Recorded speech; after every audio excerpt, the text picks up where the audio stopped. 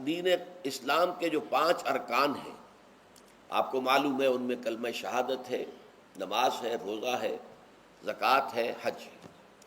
تو ان میں سے ایک رکن جو ہے صیام، روزہ، اس کے بارے میں اس کے جملہ احکام، ابتدائی احکام کیا تھے، تکمیلی احکام کیا تھے، پھر اس کی حکمت درجہ بدرجہ۔ روزہ محض روزہ ہوتا تو اس کی حکمت کیا تھی، مقصد کیا تھا، اور روزے کے ساتھ رمضان مبارک کا پروگرام قیام اللیل کو شامل کیا گیا تو اس کا مقصد کیا ہے، اس کا مطلوب کیا ہے، اس کا مقصود کیا ہے۔ یہ ساری چیزیں جو ہیں وہ ایک مقام پر آ گئی۔ نماز کے بارے میں آپ کو معلوم ہے کہ اس کا حکم تو بے شمار جگہ آیا ہے، لیکن احکام، وضو کے حکم کہیں اور ہیں، نماز سفر کی اس کا حکم کہیں اور ہے، نماز خوف کا حکم کہیں اور ہے۔ تو مختلف معلوم ہوتا ہے کہ وہ، اور اوقات جو ہے نماز کے وہ مختلف مقامات سے اخذ کیے گئے ہیں۔ کسی ایک جگہ پر تفصیل کے ساتھ 5 جو نماز کے اوقات ہیں وہ موجود نہیں ہیں۔ تو اس اعتبار سے وہ قرآن مجید کے اندر وہ معاملہ جو ہے منتشر ہے۔ اسی طرح زکوٰۃ کا معاملہ ہے کہ زکوٰۃ کا حکم تو بے شمار مرتبہ آیا ہے، اس کے احکام قرآن میں نہیں ہے۔ اس کا نصاب کیا ہے، کس کے ذمے زکوٰۃ واجب ہے، اس کا پھر اس کی کیا ریشو ہے، کیا نسبت ہے، کیا مقدار ہے، کہیں نہیں ہے، یہ احادیث سے۔ حج کا معاملہ ہے تو وہ بھی کم سے کم 2 مقامات پر، بلکہ اس سے زائد مقامات پر آپ کو اس کا ذکر ملے گا۔ مکی صورتوں میں بھی ہے سورہ حج، اس میں 2 رکوع مسلسل ہیں۔ پھر مدنی صورتوں میں سے سورہ بقرہ، اس کے بعد جو ہے 23ویں رکوع کے بعد 24 اور 25واں رکوع پورا جو ہے وہ حج کے مناسک پر مشتمل ہے۔ اس سے کچھ پہلے جو ہے وہ سعی بین الصفا والمروہ جو ہے اس کا ذکر 20ویں رکوع کے آخر میں آ چکا ہے۔ حج کی فرضیت کا حکم جو ہے وہ سورہ آل عمران میں ہے۔ لیکن یہ کہ یہ صوم کی عبادت جو ہے، جو کہ خود ایک رکن ہے اسلام کا، اس کے معاملے میں یہ 6 آیات اتنی جامع ہیں کہ اگر ان کو انسان سمجھ لے تو کل معلومات جو ہے صوم کے بارے میں جو مطلوب ہیں وہ اس کو حاصل ہو جائیں گے، اس کے احکام بھی، اس کی حکمتیں بھی۔ تو اسی حوالے سے آج ان پر گفتگو ہوگی، لیکن درس کے انداز میں نہیں، بلکہ میری اپنی گفتگو کے دوران ان آیات کا حوالہ آئے گا تو میں چاہوں گا کہ آپ اس وقت بھی اپنی نگاہیں جو ہے اس کے ٹیکسٹ کے اوپر مرکوز کریں، تاکہ آپ کے ذہن میں جو ہے یہ مضامین آیات کے الفاظ کے ساتھ ایسوسیشن قائم کر کے محفوظ ہو جائیں۔ اچھا، اس کے علاوہ پھر میں نے وہ خطبہ پڑھا ہے، بلکہ اس کا ابتدائی کلمات صرف پڑھے ہیں، جس کے بارے میں حضرت سلمان فارسی رضی اللہ تعالیٰ عنہ نے یہ بیان کیا کہ حضور نے ہمیں یہ خطبہ ارشاد فرمایا شعبان کے آخری دن۔ تو یہ گویا کہ اس مناسبت سے آج ہمارا اس خطبے کو پڑھنا جو ہے بہت ہی موزوں ہے، اس لیے کہ یہ خطبہ جو ہے آج، جیسا کہ میں نے عرض کیا، ہو سکتا ہے، بلکہ غالب امکان اسی کا ہے کہ آج شعبان کا آخری دن ہے۔ تو گویا کہ ہم حضور کے نقش قدم کی پیروی کرتے ہوئے، آپ کی سنت پر عمل کرتے ہوئے ہم اس وقت اس خطبے کو پڑھیں گے۔ یہ خطبہ جو ہے اس کا مکمل ترجمہ جو تازہ ایشو ہے ندائے خلافت کا، اس میں سرورق پر درج کر دیا گیا نمایاں طور پر۔ پھر ہم نے ایک 4 ورقے کی حیثیت سے کتابچے کی شکل میں بھی اس کو شائع کیا ہے۔ بدقسمتی سے اس کا اہتمام نہیں ہو سکا کہ وہ یہاں سب کے لیے پیش کیا جاتا، لیکن یہ کہ کچھ نہ کچھ نسخے اس کے یہاں آئے ہیں، اس میں بھی یہ پورا خطبہ درج ہے۔ پھر ایک ناشر نے، جن کا تعلق اس تنظیم اسلامی کے ساتھ ہے، اس کو خوبصورت انداز میں شائع کیا ہے 4 ورقے کو، لیکن اس کی انہوں نے قیمت رکھی ہے کہ اس کے 10 نسخے 10 روپے میں آپ کو مل جائیں گے، تاکہ آپ زیادہ سے زیادہ لیں اور تاکہ لوگوں میں تقسیم کریں، تاکہ وہ ذہنی تیاری جو ہے، ذہنی اور قلبی اور روحانی، رمضان مبارک کی برکات سے صحیح طور پر مستفید ہونے کے لیے اس میں آپ کے دوست، اعزاء و قارب، رشتہ دار بھی شریک ہو سکیں۔ میں سب سے پہلے اب آغاز کر رہا ہوں اسی خطبے کے ان الفاظ سے کہ جو یہاں پر درج ہیں، آپ بھی اس کی متن پر نگاہ رکھیے۔ ان سلمان الفارسی رضی اللہ عنہ، حضرت سلمان فارسی رضی اللہ تعالی عنہ سے یہ روایت ہے۔ حضرت سلمان آپ کو معلوم ہے کہ ایران میں پیدا ہوئے، اور ان کے والد جو ہیں وہ آتش کدے کے بڑے ذمہ دار آدمی تھے، لیکن ان کو نفرت پیدا ہوئی کہ یہ آگ ہم خود جلاتے ہیں، ایندھن اس میں نہ ڈالیں تو بجھ جاتی ہے، ہم کیسے اس کے سامنے ہاتھ جوڑ کر کھڑے ہو جائیں، اس سے دعائیں مانگیں۔ بہرحال اس بنا پر جو بھی چپقلش ہوئی، تو جیسے حضرت ابراہیم علیہ السلام کو ان کے والد نے گھر سے نکال دیا تھا، انہیں بھی گھر سے نکلنا پڑا۔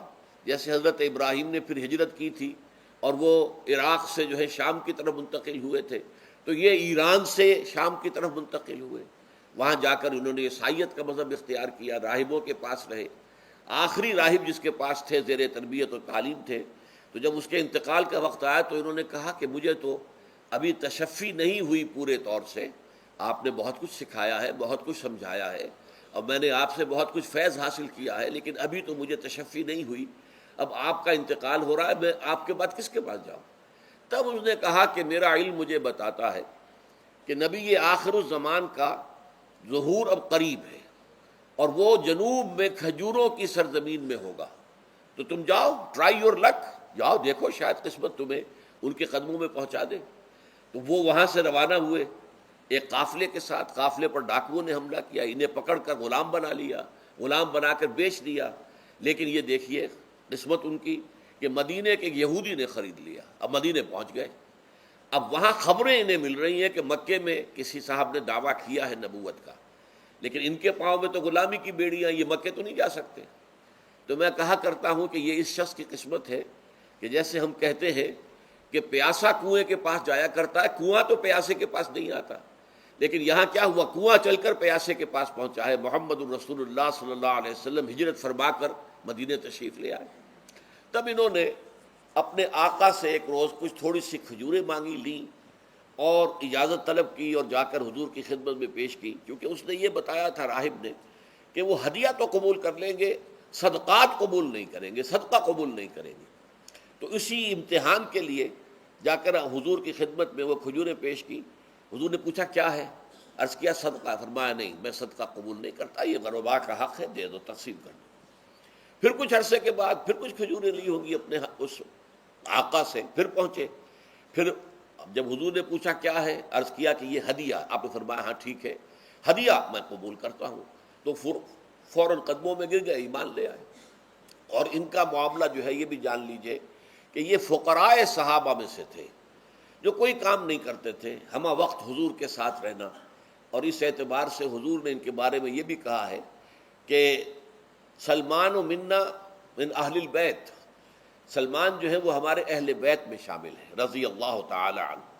ان کی روایت ہے قال خطبنا رسول اللہ صلی اللہ علیہ وسلم، تو وہ فرماتے ہیں کہ ہمیں خطبہ ارشاد فرمایا نبی اکرم صلی اللہ علیہ وسلم نے شعبان کے آخری دن، فقال، اور فرمایا یا ایھا الناس، اے لوگو، قد اظلکم شہر عظیم، تم پر ایک عظمتوں والا مہینہ سایہ فگن ہو گیا ہے۔ ظل کہتے ہیں سائے کو، اظلکم تم پر سایہ فگن ہو گیا ہے، ایک بہت عظمتوں والا مہینہ۔ اب دیکھیے یہ وہی ہے بات جو انگریزی کے محاورے میں ہے کہ coming events cast their shadows before, آنے والے واقعات کا ایک سایہ سا پہلے سے پڑ جاتا ہے۔ تو ابھی مہینہ شروع نہیں ہوا رمضان مبارک کا، لیکن وہ آیا چاہتا ہے، تو گویا کہ اس کا ایک سایہ پہلے آ گیا ہے، جس کو حضور فرما رہے ہیں کہ تم پر سایہ کر لیا ہے ایک ایسے مہینے میں کہ جو بہت عظمتوں والا ہے۔ شہر مبارک، وہ مہینہ بہت برکتوں والا ہے۔ شہر فیہ لیلۃ خیر من الف شہر، یہ وہ مہینہ ہے کہ جس میں ایک رات وہ بھی ہے کہ جو 1000 مہینوں سے افضل ہے۔ اور یہ ظاہر بات ہے قرآن مجید کی صورت ہے مکمل، انا انزلناہ فی لیلۃ القدر وما ادراک ما لیلۃ القدر لیلۃ القدر خیر من الف شہر، اس کی طرف اشارہ ہے۔ اب اس کے بعد جو جملہ ہے جعل اللہ صیامہ فریضۃ، اللہ نے اس مہینے کا روزہ رکھنا فرض قرار دے دیا ہے۔ وقیام لیلہ، ایک تو قیام اللیل کے لفظ پر غور کیجیے، اور اس کی راتوں کے دوران کھڑے رہنے کو تطوعاً، آزاد مرضی پر چھوڑ دیا ہے۔ تو گویا کہ اس رمضان مبارک کے 2 پروگرام ہیں، ایک پروگرام دن سے متعلق ہے وہ ہے روزہ، اور ایک قیام رات سے متعلق ہے اور وہ ہے قیام اللیل۔ دن کا پروگرام فرض ہے، رات کا پروگرام فرض نہیں ہے، لیکن ایک طرح کی تشویق اور ترغیب، اس کے لیے جو ہے تحریص یہ موجود ہے۔ ورنہ تو یہ ہے کہ ہر رات جو ہے اس میں تہجد آپ پڑھیں، رات کو کھڑے رہیں، وہ اللہ تعالیٰ کو بہت پسندیدہ ہے۔ تہجد حضور کے لیے تو فرض کے درجے میں رہی ہے، لیکن عام مسلمانوں پر فرض نہیں ہے۔ البتہ جو کوئی کر سکے ان کے لیے یقیناً بہت اعلیٰ مراتب ہے، بہت اونچے درجات ہیں۔ تو وہ تو کسی بھی شب میں پورے سال آپ کریں، لیکن اس کے لیے خاص طور پر چونکہ اہتمام کیا گیا، لہذا جعلہ کا جو فعل ہے اس کے مفعول میں جہاں یہ شامل ہے، نمبر ایک جعل اللہ صیامہ فریضۃ، روزہ رکھنا فرض قرار دے دیا، اور اس کی راتوں کو کھڑے رہنا یہ تمہاری مرضی پر چھوڑ دیا، اسے فرض نہیں کیا ہے۔ بس اس تمہید کے بعد اب میں شروع کروں گا استقبال رمضان کے ضمن میں روزے کی حکمتیں کیا ہیں، اس کے احکام کیا ہیں۔ نمبر ایک، شریعت محمدی میں روزے کی تدریجی فرضیت، یہ جو تمہیدی مضمون ہے اس ضمن میں وہ بہت اہم ہے۔ پہلی بات یہ جان لیجئے کہ اہل عرب جو ہیں، قریش بھی اہل مکہ اور قریش کے تابع بقیہ تمام بنی اسماعیل بھی، اور ان کے تابع جو بھی عرب میں دوسرے قبیلوں کے لوگ تھے کہ جو عربی تھے اور مشرک تھے، وہ سب اس کے اندر مراد ہیں۔ تو فرمایا گیا کہ ان لوگوں میں روزے کی عبادت معروف نہیں تھی۔ یا تو یہ ہے کہ حضرت ابراہیم علیہ السلام کے زمانے میں روزے کی عبادت تھی ہی نہیں، کیونکہ یہ لوگ اپنے قول کے مطابق ملت ابراہیم پر تھے، لیکن یہ ہے کہ بہرحال روزے کی عبادت سے ناآشنا تھے۔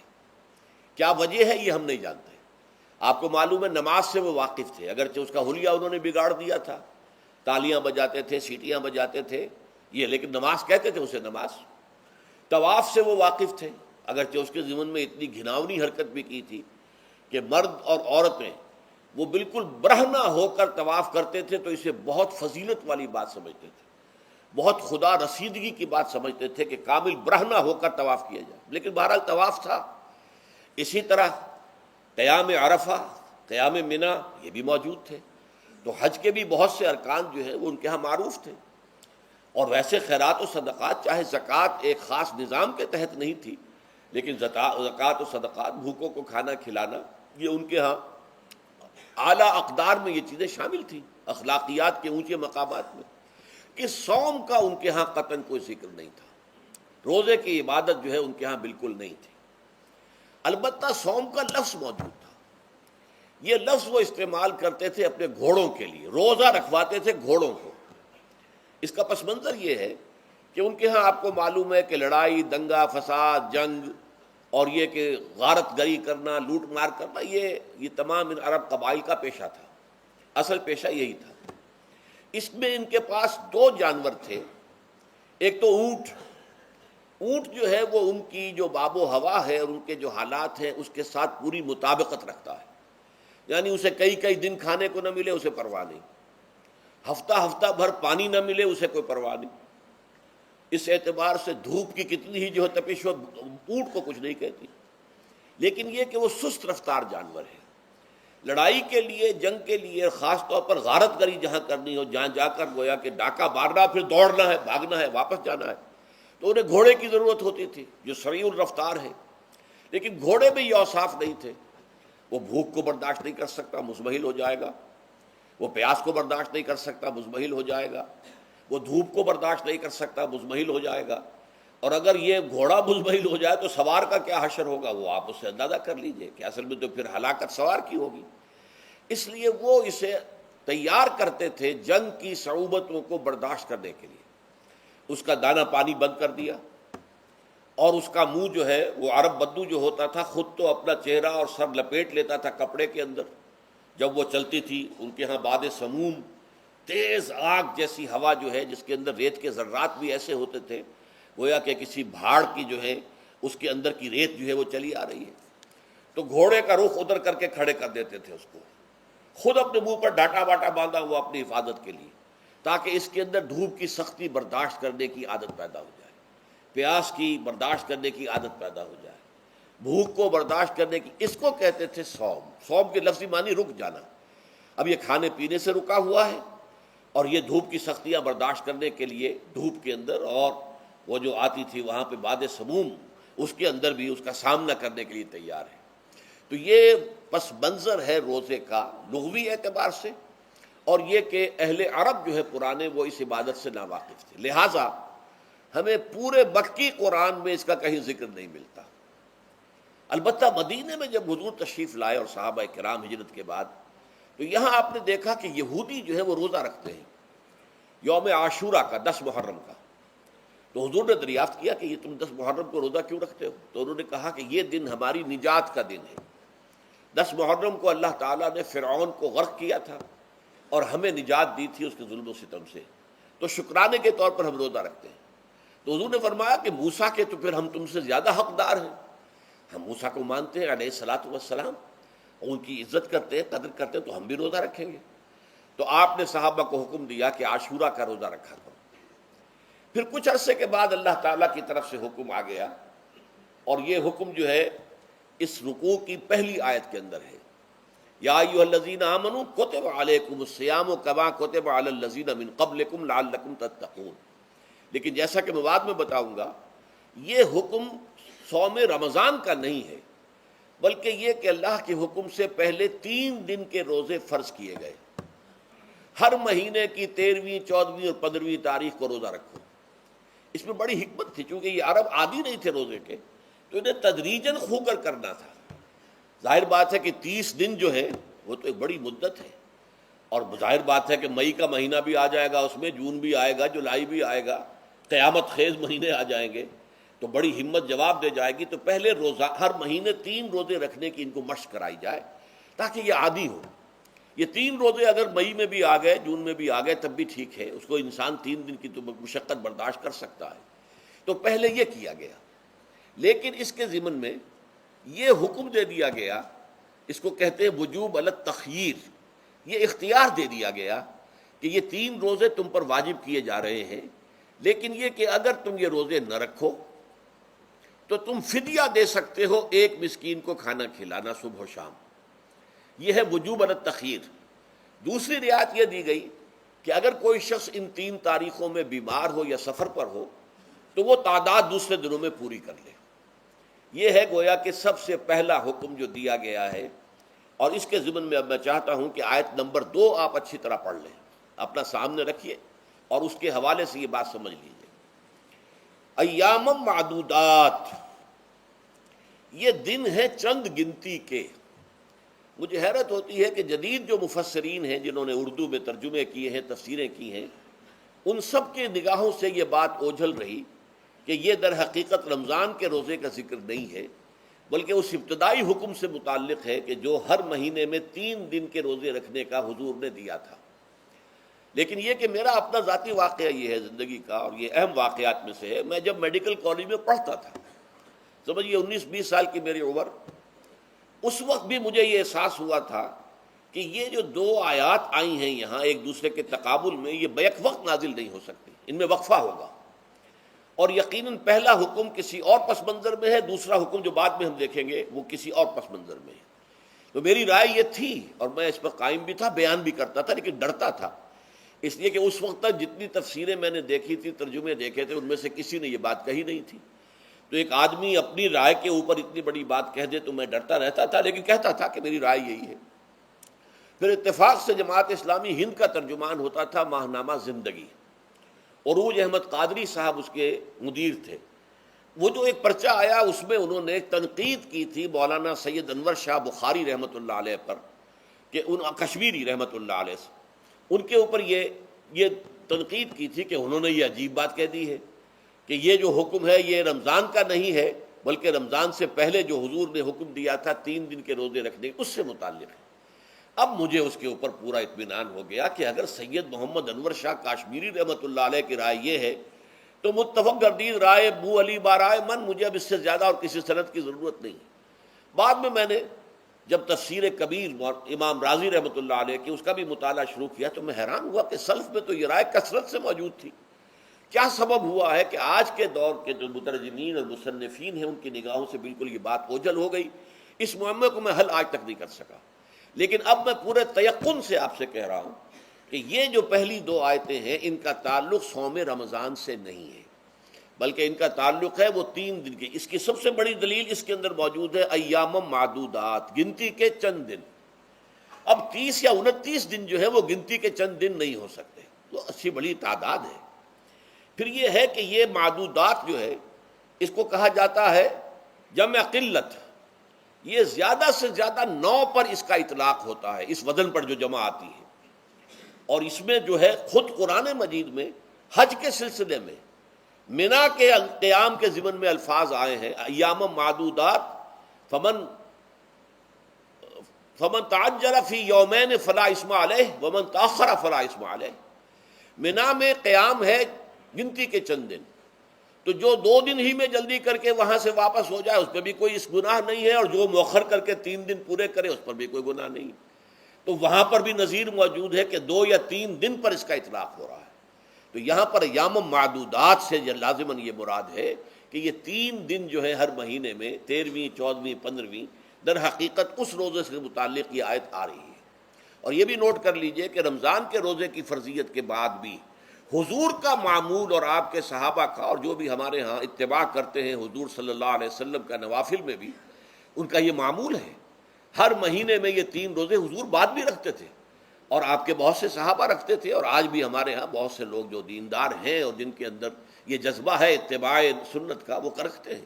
13ویں، 14ویں اور 15ویں تاریخوں کا ان کو ایام 20 کہتے ہیں۔ اس کی راتیں روشن ہوتی ہیں، 13ویں رات، 14ویں رات، 15ویں رات۔ چاند جو ہے اس کے اندر آپ کو معلوم ہوتا ہے 14ویں کو تو مکمل ہوتا ہی ہے، 13ویں اور 15ویں کا بھی تقریباً مکمل ہے۔ تو ایام 20 کے روزے جو ہیں بعد میں بھی برقرار رہے ہیں، لیکن نفلاً، فرض اس کے بعد جو ہے وہ رمضان کے روزے ہو گئے۔ تو ایام معدودات یہ دن ہیں گنتی کے۔ فمن کان منکم مریضا او علی سفر فعدۃ من ایام اخر، تو جو کوئی بھی تم میں سے ہو بیمار یا سفر پر تو وہ تعداد پوری کر لے دوسرے دنوں میں۔ گویا کہ اب اگلی کے اب ایک تو یہ رعایت ہو گئی، دوسری رعایت وعلی الذین یطیقونہ فدیۃ طعام مسکین، اور ان لوگوں کے ذمے کے جو اس کی طاقت رکھتے ہوں، یعنی مریض بھی نہیں ہے، صحت مند ہے، روزہ رکھ سکتے ہیں، سفر بھی نہیں ہے، سفر پر نہیں ہے، مقیم ہے، روزہ رکھ سکتے ہیں، پھر بھی نہ رکھیں تو ان کے لیے بھی ایک اختیار، اسی لیے میں نے لفظ استعمال کیا تھا وجوب علی التخییر، واجب تو ہے لیکن اس میں ایک اختیار دے دیا گیا ہے۔ وہ اختیار کیا ہے؟ فدیۃ طعام مسکین، تو پھر یہ ہے کہ ایک مسکین کو کھانا کھلا دینا۔ فدیہ کہتے ہیں کسی چیز کا بدل ہو جائے، جیسے کہ جنگی مجرم ہے اس کا فدیہ ہے، گویا کہ اس کو دے کر وہ پھر آزاد ہو جائے گا، فدیہ اس کو کہتے ہیں۔ ففدیۃ طعام مسکین، لیکن یہ ہے کہ فمن تطوع خیرا فهو خیر اللہ، اور جو نیکی سے خیر کرنا چاہے مزید تو وہ اس کے لیے بہتر ہے، ایک کے بجائے 2 کو کھلائے، 3 کو کھلائے، 4 کو کھلائے، 10 کو کھلائے، تو یہ تو ترغیب ہے، لیکن کم سے کم ایک مسکین کو کھانا کھلانا 2 وقت کا۔ وَأَن تَصُومُوا خَيْرٌ لَكُمْ، اب دیکھیے یہ لفظ بول رہے ہیں، اگر تم روزہ رکھو تو یہ تمہارے حق میں بہتر ہے، یعنی اگرچہ اختیار تمہیں دے دیا ہے، اختیار یہ ہے کہ روزہ رکھو، اگر نہ رکھو تو فدیہ دے دو ایک مسکین کا کھانا، لیکن اگر تم روزہ رکھو، ان کنتم تعلمون، اگر حقیقت میں تم علم رکھتے ہو کہ روزے کے اندر کیا کیا برکات ہیں، تو تمہیں روزہ لازماً رکھنا چاہیے۔ تشویق اور ترغیب موجود ہے، لیکن یہ کہ اس کی فرضیت یا وجوب نہیں ہے۔ یہ تھا ابتدائی حکم روزے کے ضمن میں۔ اب اس کے بعد اگلی آیت جو ہے اس کے بھی پہلے حصے کو مت پڑھیے، شہر رمضان الذی انزل فیہ القرآن، اس کے بارے میں تو بعد میں گفتگو ہوگی، بینات من الہدی والفرقان، لیکن اگلا جملہ فمن شہد منکم الشہر فلیصم، اب یہ رمضان کے روزے کی فرضیت کا حکم آیا ہے۔ رمضان کا مہینہ وہ ہے جس میں قرآن نازل کیا گیا، اس کے بارے میں جیسا کہ میں نے عرض کیا پھر بعد میں عرض کروں گا، لیکن جو شخص بھی تم میں سے موجود ہو اس مہینے میں، اپنے گھر میں موجود ہے، اپنے شہر میں موجود ہے، سفر پر نہیں ہے، یا یہ ہے کہ جو شخص بھی اس مہینے کو پائے، اس کی زندگی میں یہ مہینہ آ جائے، یہ برکتوں کا ایک موقع اسے مزید حاصل ہو جائے، فلیصم، یہ امر کا صیغہ ہے، یہ وجوب ہے مطلقاً۔ اب اس میں جو 2 رعایتیں پہلے دی گئی تھی ان میں سے ایک کو برقرار رکھا،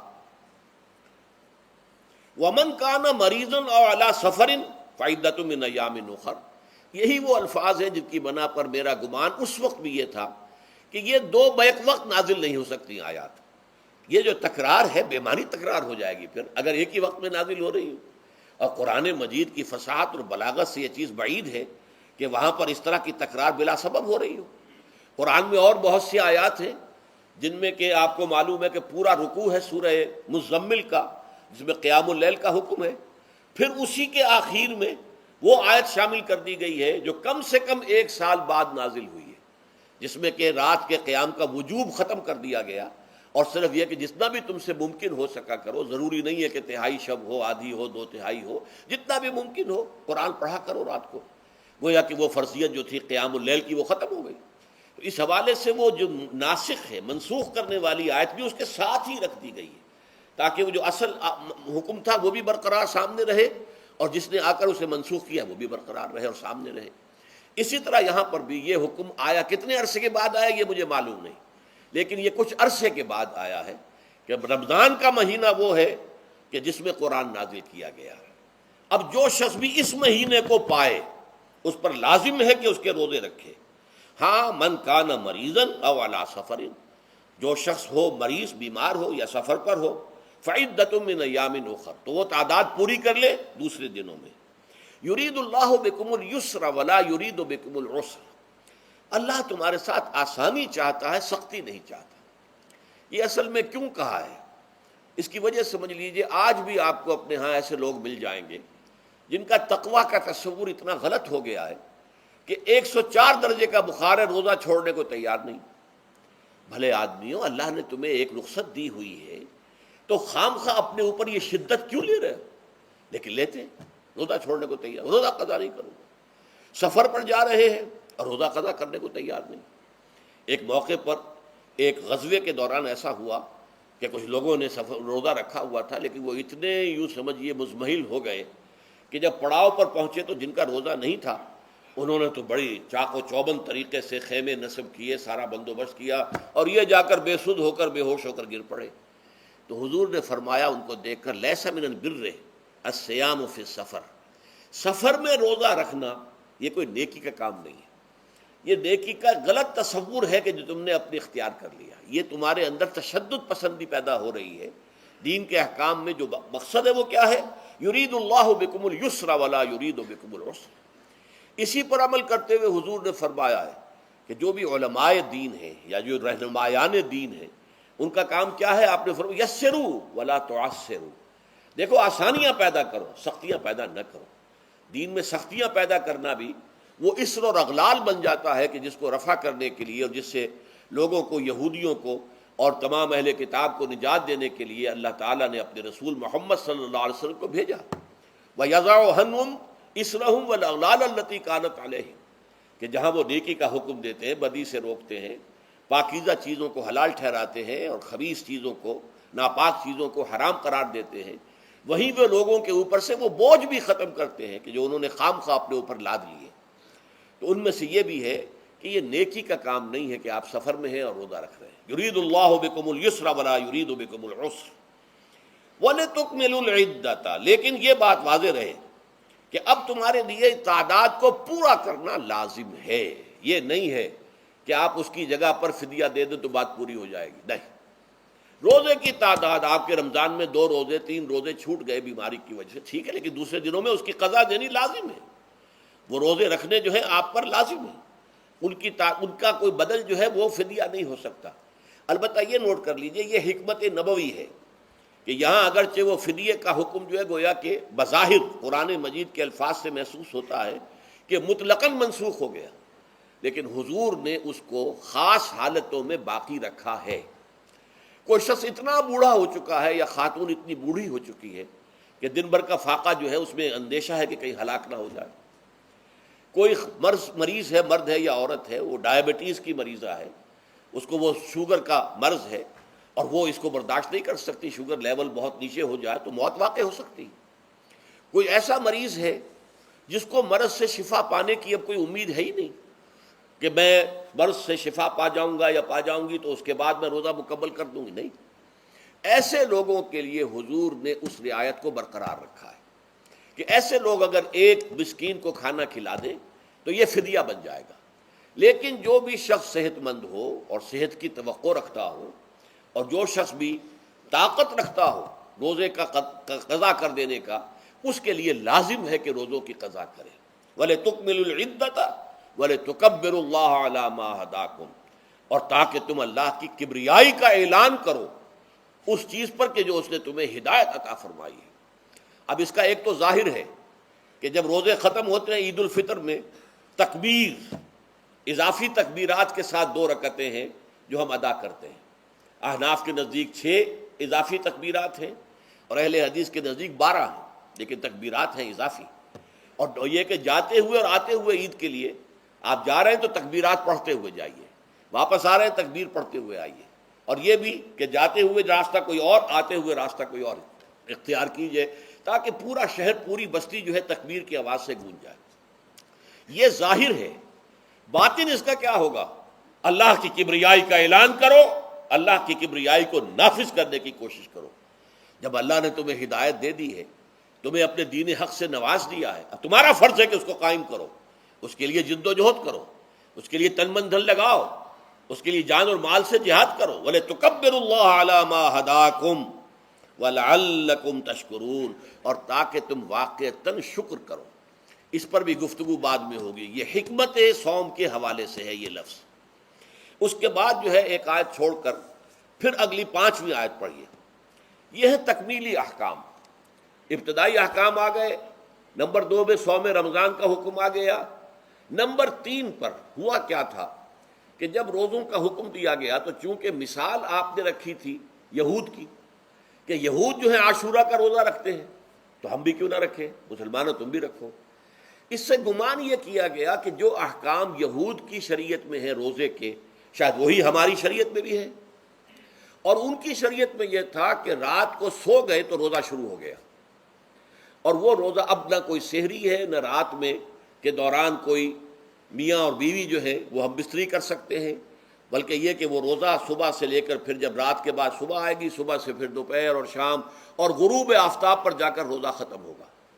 گویا کہ کم و بیش 20 گھنٹے کا روزہ یا 21 گھنٹے کا روزہ، کیونکہ اگر غروب آفتاب کے 3 گھنٹے کے بعد آدمی سو گیا تو وہاں سے جو روزہ شروع ہوا ہے تو غروب آفتاب پر اگلے روز جو ہے وہ ختم ہوگا، تو ہو جائے گا 20-21 گھنٹے کا روزہ۔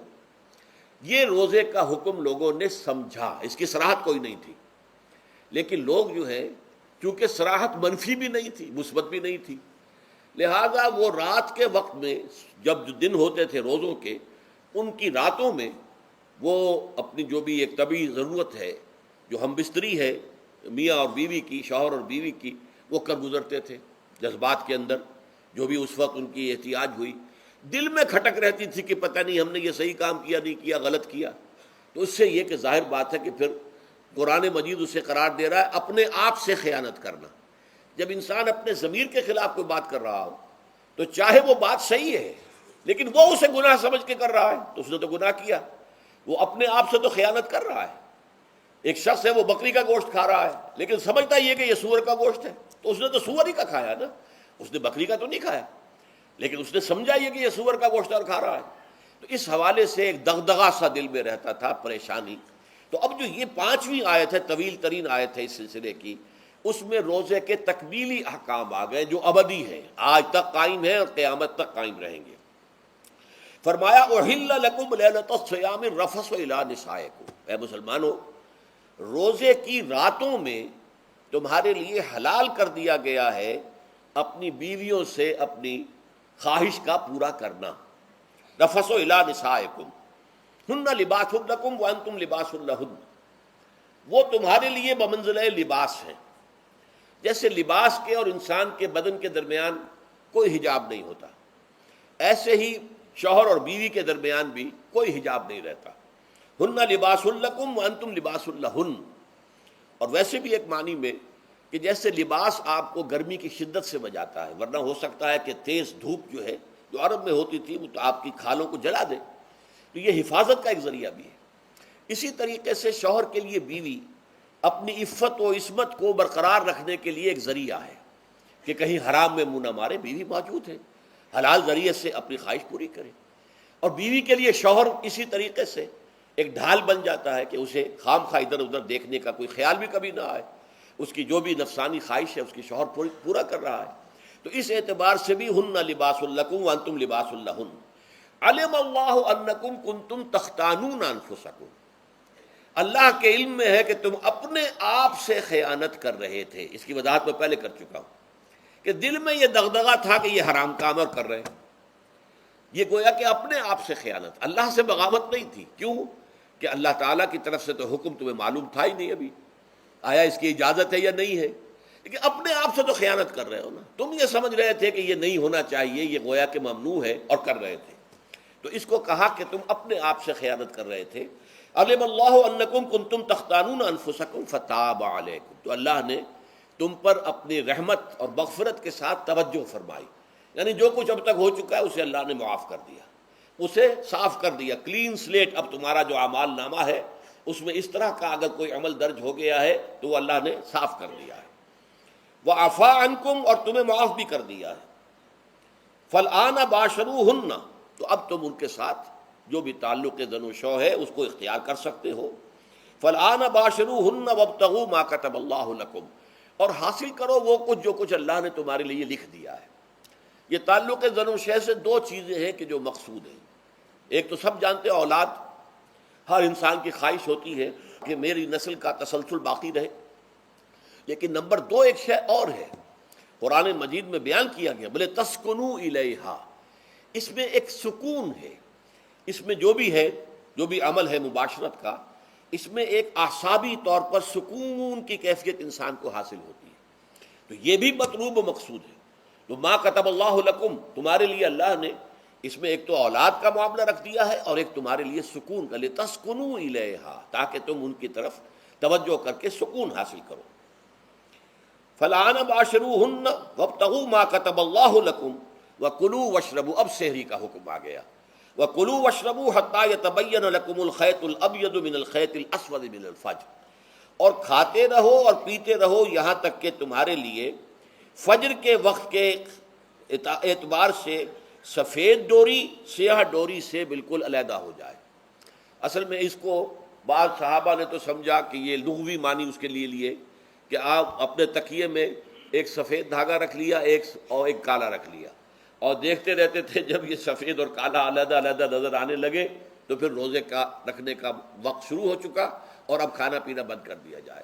فرمایا گیا یہ مراد نہیں ہے، یہ جب پاؤں پھٹتی ہے تو اس کے اندر ایک سفید سی لکیر جو ہے افق کے اوپر آتی ہے، یہ ہے مراد، کہ وہ جو سفید لکیر ہے وہ ظاہر ہو جائے اور وہ رات کے اختتام کا گویا کہ ایک اعلان اور علم بن جائے۔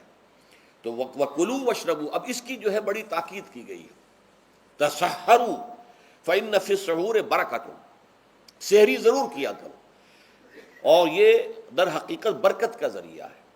یہ بھی آپ نے فرمایا ہمارے اور یہود کے روزے کے مابین جو فرق ہے وہ سحری ہے، یہ سحری، چونکہ روزہ جو ہے وہ فجر سے لے کر اور غروب آفتاب تک ہے، طلوع آفتاب سے نہیں، فجر سے، جبکہ وہ سپیدہ سحر جس کو ہم کہتے ہیں نمودار ہو جائے، طلوع آفتاب تو ابھی 1.5 گھنٹے بعد ہوگا کہیں جا کر، لیکن اس وقت جو ہے روزہ شروع، غروب آفتاب پر ختم۔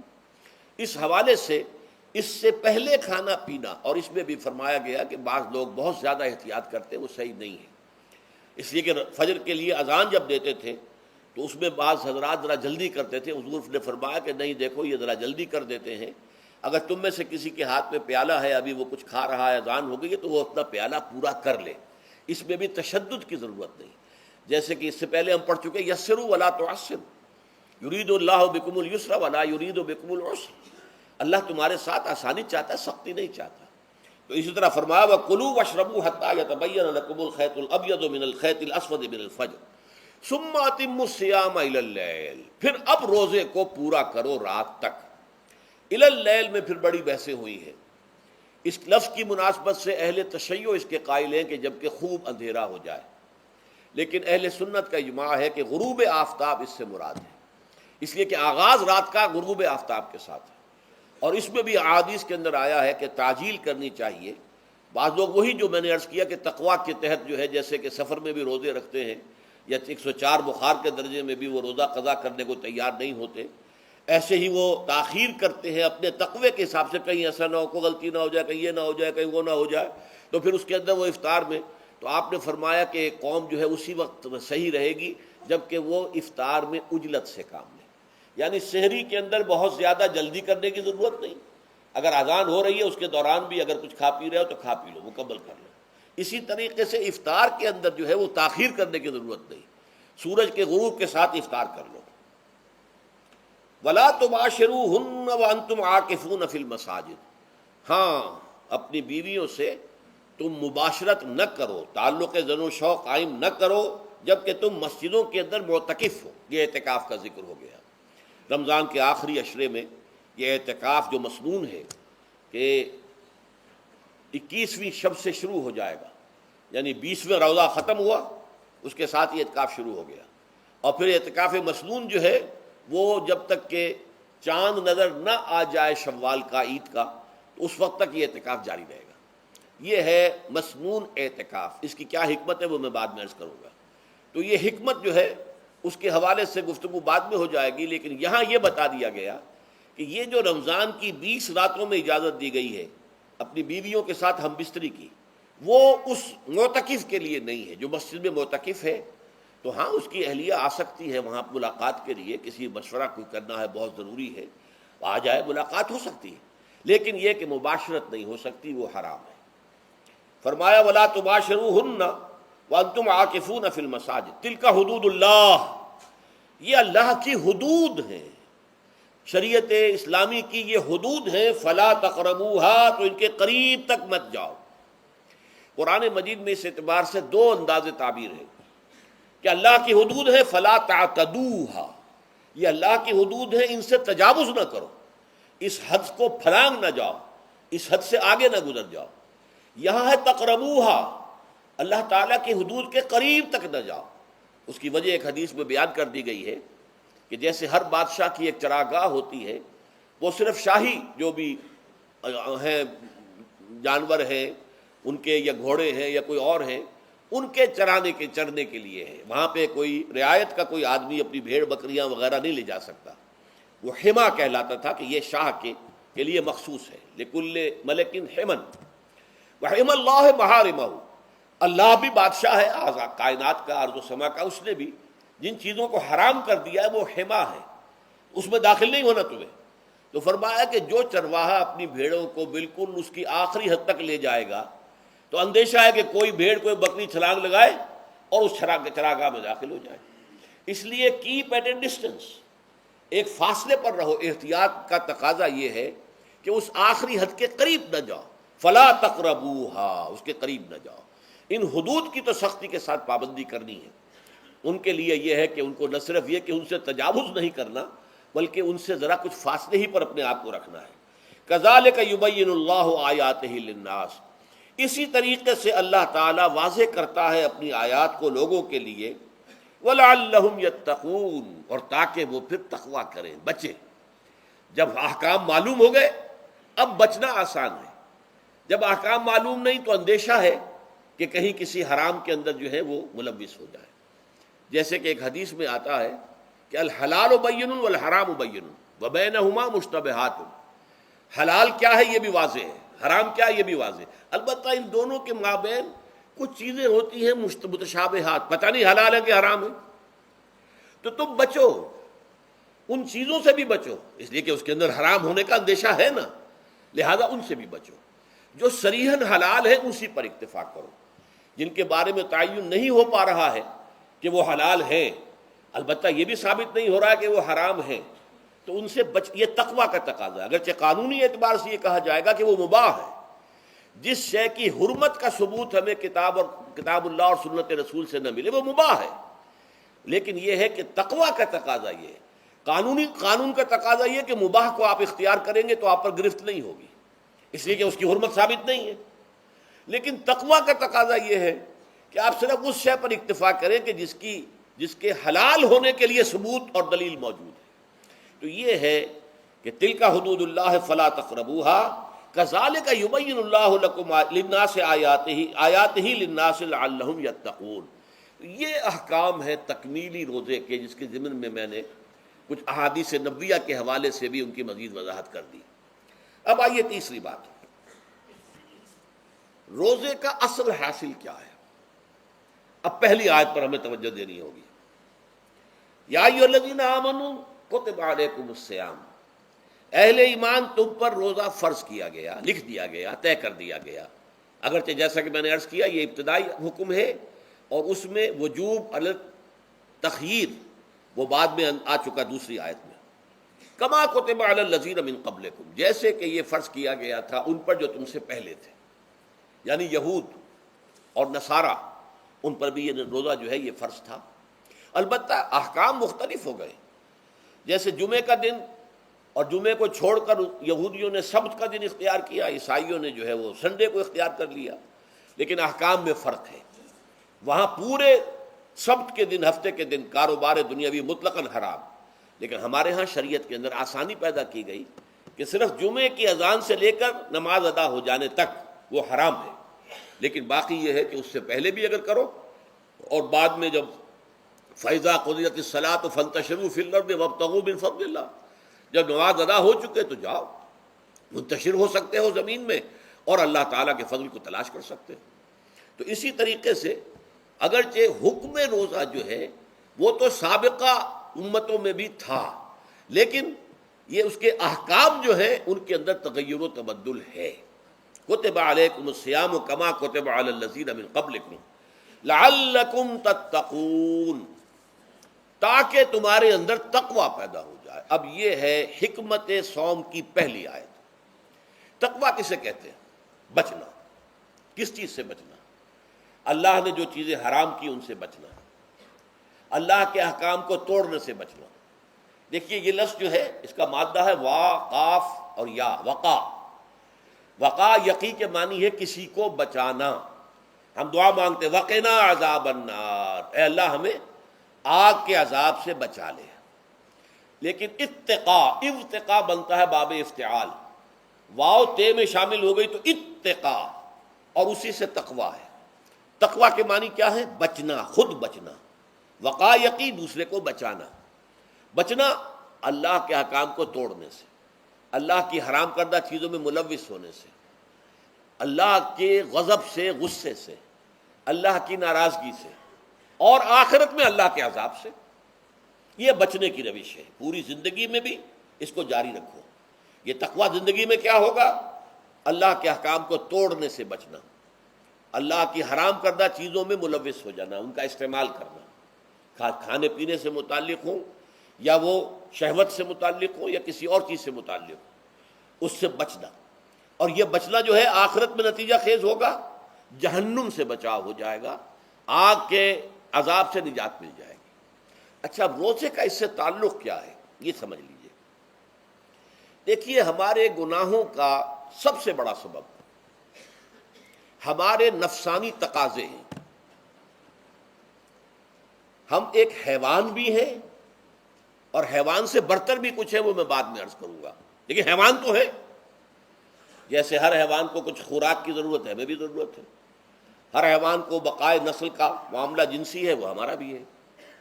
ہر حیوان کو کوئی نہ کوئی سر چھپانے کی جگہ چاہیے، کوئی گھونسلہ ہو، کوئی کھو ہو، کوئی بل ہو، کچھ بھی ہو، کچھ تو چاہیے آخر۔ اسی طریقے سے ہمارے سارے تقاضے ہیں۔ حیوانات کو بھی آرام چاہیے، ہمیں بھی آرام چاہیے۔ یہ حیوانی تقاضے جو ہیں جن کو ہم کہیں گے اینیمل انسٹنکٹس، ہمارے وجود کے اندر ہیں یہ، اور ان کا تقاضا ہمارے اندر سے ابھرتا ہے۔ اسی کو اڈ اینڈ لیبیڈو کہا ہے فرائڈ نے۔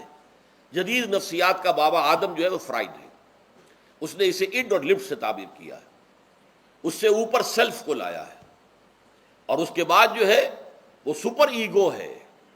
تو یہ تین درجے اس نے متعین کیے ہیں، اور میں اس کی دقت نظر، ایکیوٹی آف آبزرویشن کا بہت قائل ہوں۔ اگرچہ نظریات کا جو نتیجہ اس نے نکالا ہے وہ غلط ہے، لیکن ایکویٹی آف آبزرویشن کا قائل ہوں کہ اس نے انسانی شخصیت کے 3 لیولز کو آئیڈینٹیفائی کیا ہے۔ یہی 3 لیولز ہمارے ہاں ہیں، نفس، قلب، روح، یہ 3 لیولز ہیں۔ اس نے کہا اڈ اینڈ لیبیڈو یہ لویسٹ ہے، پھر ایگو، سیلف، پھر سپر ایگو۔ 3 لیول وہ بھی مانتا، اگرچہ ان کی تعبیر اس نے غلط کی ہے، لیکن جہاں تک اڈ اور لیبیڈو کی تعبیر ہے وہ صحیح ہے، وہ حیوانی تقاضے ہیں۔ اچھا ان حیوانی تقاضوں کے بارے میں یہ بات بالکل واضح رہنی چاہیے کہ یہ اندھے بہرے ہیں، انہیں صرف اپنی گریٹیفیکیشن، اپنے تسکین سے جو ہے ساری بحث ہے، اس سے کوئی غرض نہیں کہ حلال ذریعے سے ہو حرام ذریعے سے ہو۔ پیٹ کھانے کو مانگتا ہے بھوک کے اندر، اب آدمی جو ہے حرام کے اندر بھی بیمار بیٹھتا ہے، یہاں تک کہ خود شریعت اجازت دیتی ہے کہ اگر جان پر بن جائے، آدمی جو ہے وہ فاقے سے مر رہا ہو تو وہ کوئی حرام چیز کھا کر بھی اپنی جان بچا سکتا ہے، لیکن عام حالات میں نہیں۔ لیکن ہو سکتا ہے ہمارا چٹخارا جو ہے وہ حرام کی طرف ہمیں لے جائے۔ کسی کو واقعتاً اللہ نہ کرے کہ سور کے گوشت کا چسکا لگ جائے، وہ اس کے بغیر بچتا ہی نہیں، کھاتا ہے۔ شراب کی عادت ہو گئی، پیتا ہے، یہ نہیں۔ تو ہمارا پیٹ مانگتا ہے، اور اسے اس سے غرض نہیں کہ حلال سے کھایا ہے یا حرام سے کھایا ہے۔ ہماری شہوت اپنی تسکین چاہتی ہے، اسے اس سے غرض نہیں کہ حلال سے یا حرام سے، جائز سے یا ناجائز سے۔ اسی طریقے سے ہمارے تمام تقاضے جو حیوانی ہیں، ایک تو یہ کہ بہت زوردار ہیں، اور چونکہ وہ اندھے بہرے ہیں، لہذا جو قرآن میں کہا گیا ان النفس لامارۃ بالسوء، یہ نفس تو بدی کا حکم دیتا ہی ہے۔ یہ گویا کہ اس کے اندر رجحان جو ہے انہیرنٹ ہے کہ وہ بدی کی طرف انسان کو ترغیب دلاتا ہے، چاہے وہ اپنی ضروریات سے متعلق ہو، چاہے چٹخاروں سے متعلق ہو، چاہے جو بھی لذت اسے درکار ہے اس سے متعلق ہو، چاہے وہ جنسی لذت ہے اور چاہے وہ طعام کی، یعنی جسے ہم کہتے ہیں کہ انسان جو ہے وہ اپنے پیٹ اور فرج کا غلام بن کر رہ جائے، اس لیے کہ جو تقاضا بھی آیا ہے اس کو وہ پورا کر رہا ہے۔ یہ جو کیفیت انسان کی ہے، اس کے لیے ایک مشق جو ہے وہ روزہ فراہم کرتا ہے۔ روزے کے آپ نے 12، 13، 14 گھنٹے کا بھی روزہ ہوتا ہے، بعض جگہوں پر 16، 17 گھنٹے کا روزہ ہوتا ہے۔ اس عرصے میں آپ اپنے نفس کو حلال چیزوں سے بھی روکے رکھتے ہیں۔ اس منہ زور گھوڑے کو جو ہے آپ اس کی لگام کس کر رکھتے ہیں کہ حلال بھی نہیں کھانے دے رہے۔ بھوک لگی ہوئی ہے، کھانا بہترین موجود ہے، نہیں کھا سکتے، اللہ کا حکم نہیں ہے، اللہ کی اجازت نہیں۔ شدید پیاس ہے، بہترین مشروبات فریج میں رکھی ہوئی ہے، نہیں کھا سکتے، نہیں پی سکتے، جائز نہیں ہے، حالانکہ حلال ہے، حرام نہیں ہے۔ بیوی موجود ہے، یا جیسے کہ لونڈیوں کا معاملہ ہوتا تھا، لونڈی موجود ہے، لیکن نہیں، آپ اپنی شہوت جو ہے وہ اس سے پوری نہیں کر سکتے۔ یہ پابندیاں نفس کے اوپر لگانا، یہ ایک مشق ہے، یہ ایک ریاضت ہے۔ اس ریاضت کا حاصل یہ ہونا چاہیے کہ انسان بقیہ 11 مہینوں میں اپنے آپ کو حرام سے تو بچائے نا۔ یہاں وہ حلال سے رکا ہوا ہے اللہ کے حکم سے، کہ حلال چیز بھی نہیں کھا رہا، دن بھر نہیں پی رہا، دن بھر نہیں اپنی کوئی شہوت پوری کر رہا، دن بھر حلال ذرائع سے بھی، تو اس سے اس کے اندر یہ ایک، اس کو ہم کہیں گے سیلف کنٹرول پیدا ہو جائے، اپنے نفس کو قابو میں کر لے۔ یہ گویا کہ اس کا سب سے پہلا، اس روزے کی ریاضت، روزے کی مشق کے حوالے سے یہ اس کی حکمت ہوئی کہ اس سے کے ذریعے سے انسان میں سیلف کنٹرول پیدا ہو رہا ہے، ضبط نفس۔ یہاں پہ تھوڑی سی میں وضاحت کر دوں، رہبانیت کے اندر آپ کو معلوم ہے کہ سیلف اینیہیلیشن، انگریزی الفاظ جو ہیں وہ زیادہ بعض لوگوں کے لیے واضح ہوں گے، نفس کشی، نفس کو کچل دینا، ختم کر دینا، مار دینا، یہ رہبانیت میں ہوتا ہے، اسلام میں نہیں۔ اسلام کا نظام بڑا متوازن ہے۔ ان لنفسک علیک حقا وان لزوجک علیک حقا وان لزورک علیک حقا۔ حضور نے فرمایا دیکھو تمہارے نفس کا بھی تم پر حق ہے، اسے مناسب حد تک آرام دینا بھی تمہارے ذمے ہے، اسے غذا بہم پہنچانا بھی تمہارے ذمے ہے۔ فرق صرف کیا ہے، حلال سے ہو، حرام سے نہ ہو۔ اس کی شہوت کو پورا کرنا بھی تمہارے ذمے ہے، فرق صرف کیا ہے، جائز راستے سے ہو، حرام سے نہ ہو۔ اس کا نام ضبط نفس ہے، سیلف اینیہیلیشن، نفس کو کچل دینا۔ یہ جو تپسیائیں جو ہیں ہندو سادھو کرتے رہے ہیں، اور جو سب سے زیادہ معاملہ جو ہے وہ جو راہب ہوتے تھے حضرت مسیح علیہ السلام کے پیروکاروں میں، انہوں نے تاریخ کے اندر جو مثالیں دی ہیں، اس کا جو ہے اندازہ کرنا مشکل ہو جاتا ہے کہ کس درجے وہ لوگ اپنے نفس کو کچل دیتے تھے، جس کا قرآن مجید میں سورہ حدید میں ذکر بھی ہے۔ اکثر لوگ تو پابندی نہیں کر سکتے تھے، اپنے اوپر پابندیاں لگانے کے بعد غلط راستوں پر بھی چل پڑتے تھے، لیکن جو لوگ ان پابندیوں کو نبھاتے تھے وہ کس انتہا تک جاتے تھے۔ کبھی آپ جو ہے ہسٹری آف کرسچن موناسٹسزم پر جو تاریخ کی کتابیں لکھی گئی ان کو پڑھیں تو اندازہ ہوگا۔ مولانا مودودی نے تفہیم القرآن میں اس کا کچھ حوالے دیے ہیں، واقعہ یہ کہ رونگٹے کھڑے ہو جاتے ہیں انسان پر کہ اس درجے میں انہوں نے اپنے نفس کو کچلا تھا۔ ہمارے صوفیہ کے ہاں بھی بعض ایسی روایات صحیح ہیں یا غلط ہے بیان کی جاتی ہیں، لیکن اسلام کا اصل معاملہ کیا ہے، توازن، اعتدال۔ تمہارے نفس کا بھی تم پر حق ہے، ان لنفسک علیک حقا، تمہاری بیوی کا بھی تم پر حق ہے، وَإِنَّ لِزَوْجِكَ عَلَيْكَ حَقًّا، اور تمہارا جو بھی کوئی ملاقاتی آئے، کوئی دوست ہے، اس کا بھی زورک علیک حق ہو، زیارت کرنے کے لیے کوئی آیا اس کا بھی حق ہے، ان کے حقوق ادا کرو۔ حضرت عبداللہ ابن عمرو بن العاص رضی اللہ تعالی عنہما صحابہ کرام میں اس اعتبار سے بہت ممیز تھے کہ ان پر عبادت جو ہے، عبادت گزاری کا اتنا غلبہ ہو گیا تھا، ہر روز روزہ رکھتے تھے اور رات کو پوری رات کھڑے رہتے تھے۔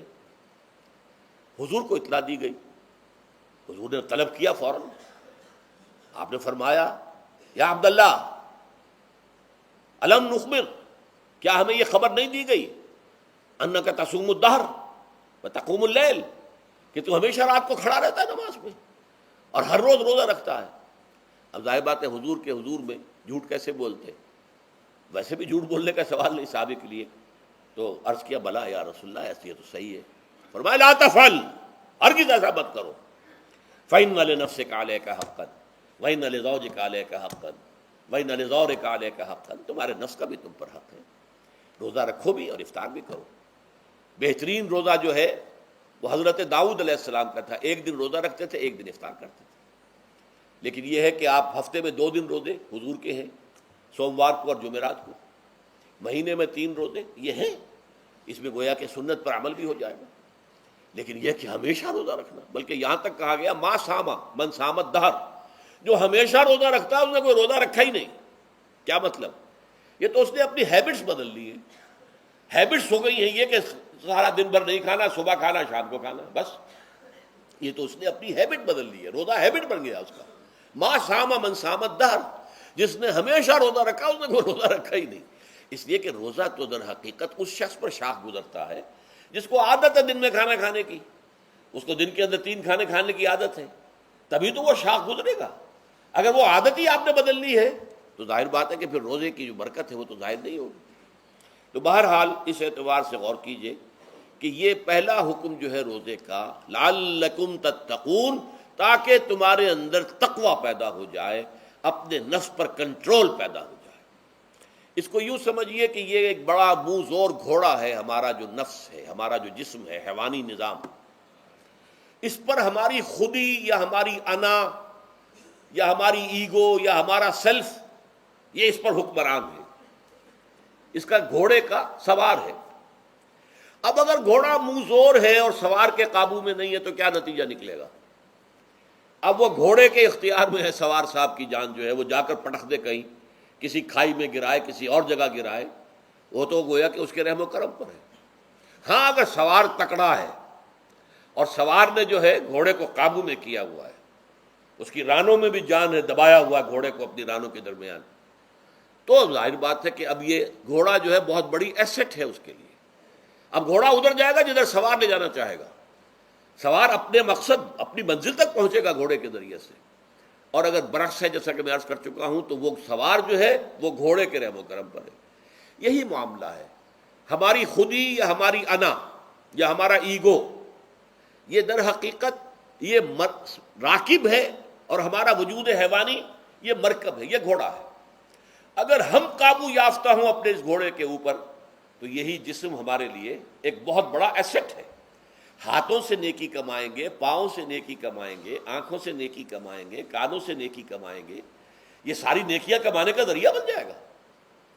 تلاوت قرآن سن رہے ہیں تو کانوں کی نیکی ہو رہی ہے، قرآن دیکھ کر پڑھ رہے ہیں تو آنکھوں کی نیکی ہو رہی ہے۔ یہ سارے ہمارے اعصاب، ہمارے تمام اعضاء و جوارح نیکی کا ذریعہ ہے۔ لیکن اگر کہیں یہ ہمارا نفس امارہ، ایڈ اور لیبیڈو ہم پر قابو پا لے تو پھر ہم اس کے رحم و کرم پر ہیں، پھر وہ ہمیں جس کھائی میں چاہے گا گرا دے گا۔ تو اس اعتبار سے روزہ مجرد ابھی روزے کی بات ہو رہی ہے، وہ روزہ خاص طور پر کہ جس کا حکم پہلے دیا گیا تھا، ایام معدودات، اس کے بارے میں اس کی حکمت، مجرد روزے کی حکمت کیا ہے؟ ضبط نفس۔ اسی ضبط نفس کا دوسرا نام تقویٰ ہے۔ آپ اپنے نفس پر قابو یافتہ ہیں اور پھر اللہ کے سامنے جھک رہے ہیں، یہ ہوئی نا اصل بات۔ آپ اللہ کے سامنے تو جھک رہے ہیں، اے اللہ میں تیری ہی بندگی کرتا ہوں اور کروں گا، نفس پر قابو ہے ہی نہیں، تو آپ کا یہ کہنا مہمل ہو جائے گا، نفس کا تقاضا ابھرے گا اور آپ اس کے آگے ہاتھ جوڑ کر کھڑے ہو جائیں گے، تو گویا کہ جو آپ نے کہا تھا ایاک نعبد و ایاک نستعین، اس کی پیروی کرنا، اس کو پورا کرنا، اس کا تقاضا بجا لانا آسان کام نہیں ہے۔ چبی گویم مسلمانم بلرزم کہ دانم مشکلات لا الارا، جب میں کہتا ہوں کہ میں مسلمان ہوں تو میں مجھ پر کب کب کی طاری ہوتی ہے، اس لیے کہ مجھے معلوم ہے کہ لا الہ کہنے کا مقصد کیا ہے اور مطلب کیا ہے، اس کے تقاضے کیا ہیں۔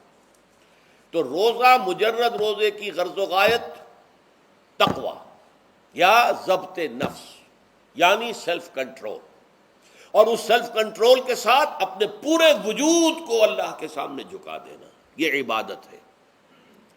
اب آئیے اس عبادت کے لیے، روزے کے لیے رمضان کا مہینہ کیوں منتخب کیا گیا بالآخر؟ پہلے تو وہ ہر مہینے کے 3 دن تھے، بالآخر مستقل تا قیام قیامت اور رمضان کا مہینہ ہے۔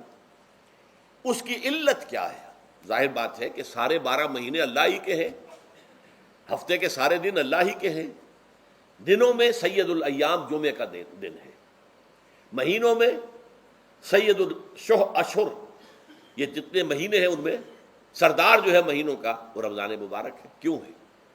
اب آپ پڑھیے تیسری آیت، شہر رمضان الذی انزل فیہ القرآن، رمضان کا مہینہ وہ ہے جس میں قرآن نازل کیا گیا۔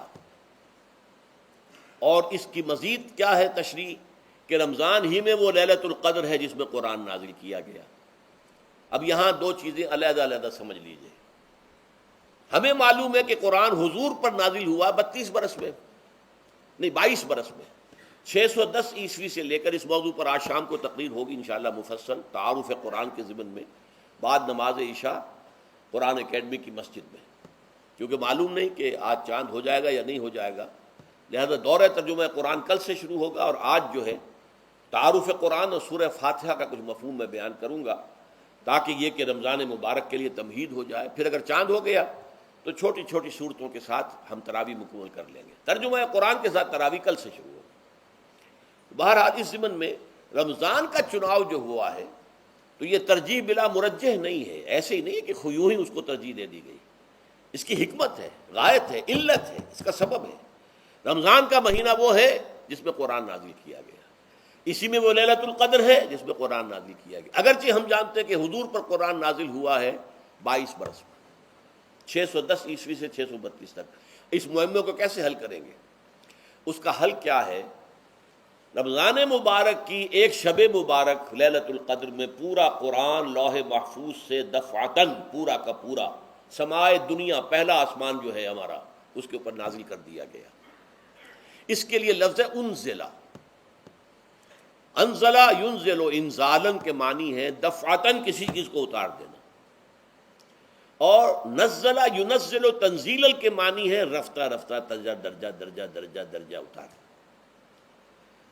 اعلام، عالم یعلم اعلاما، کسی شے کو خبردار کر دینا، بتا دینا، بس ہم نے بتا دیا، تم جانو، تمہارا کام۔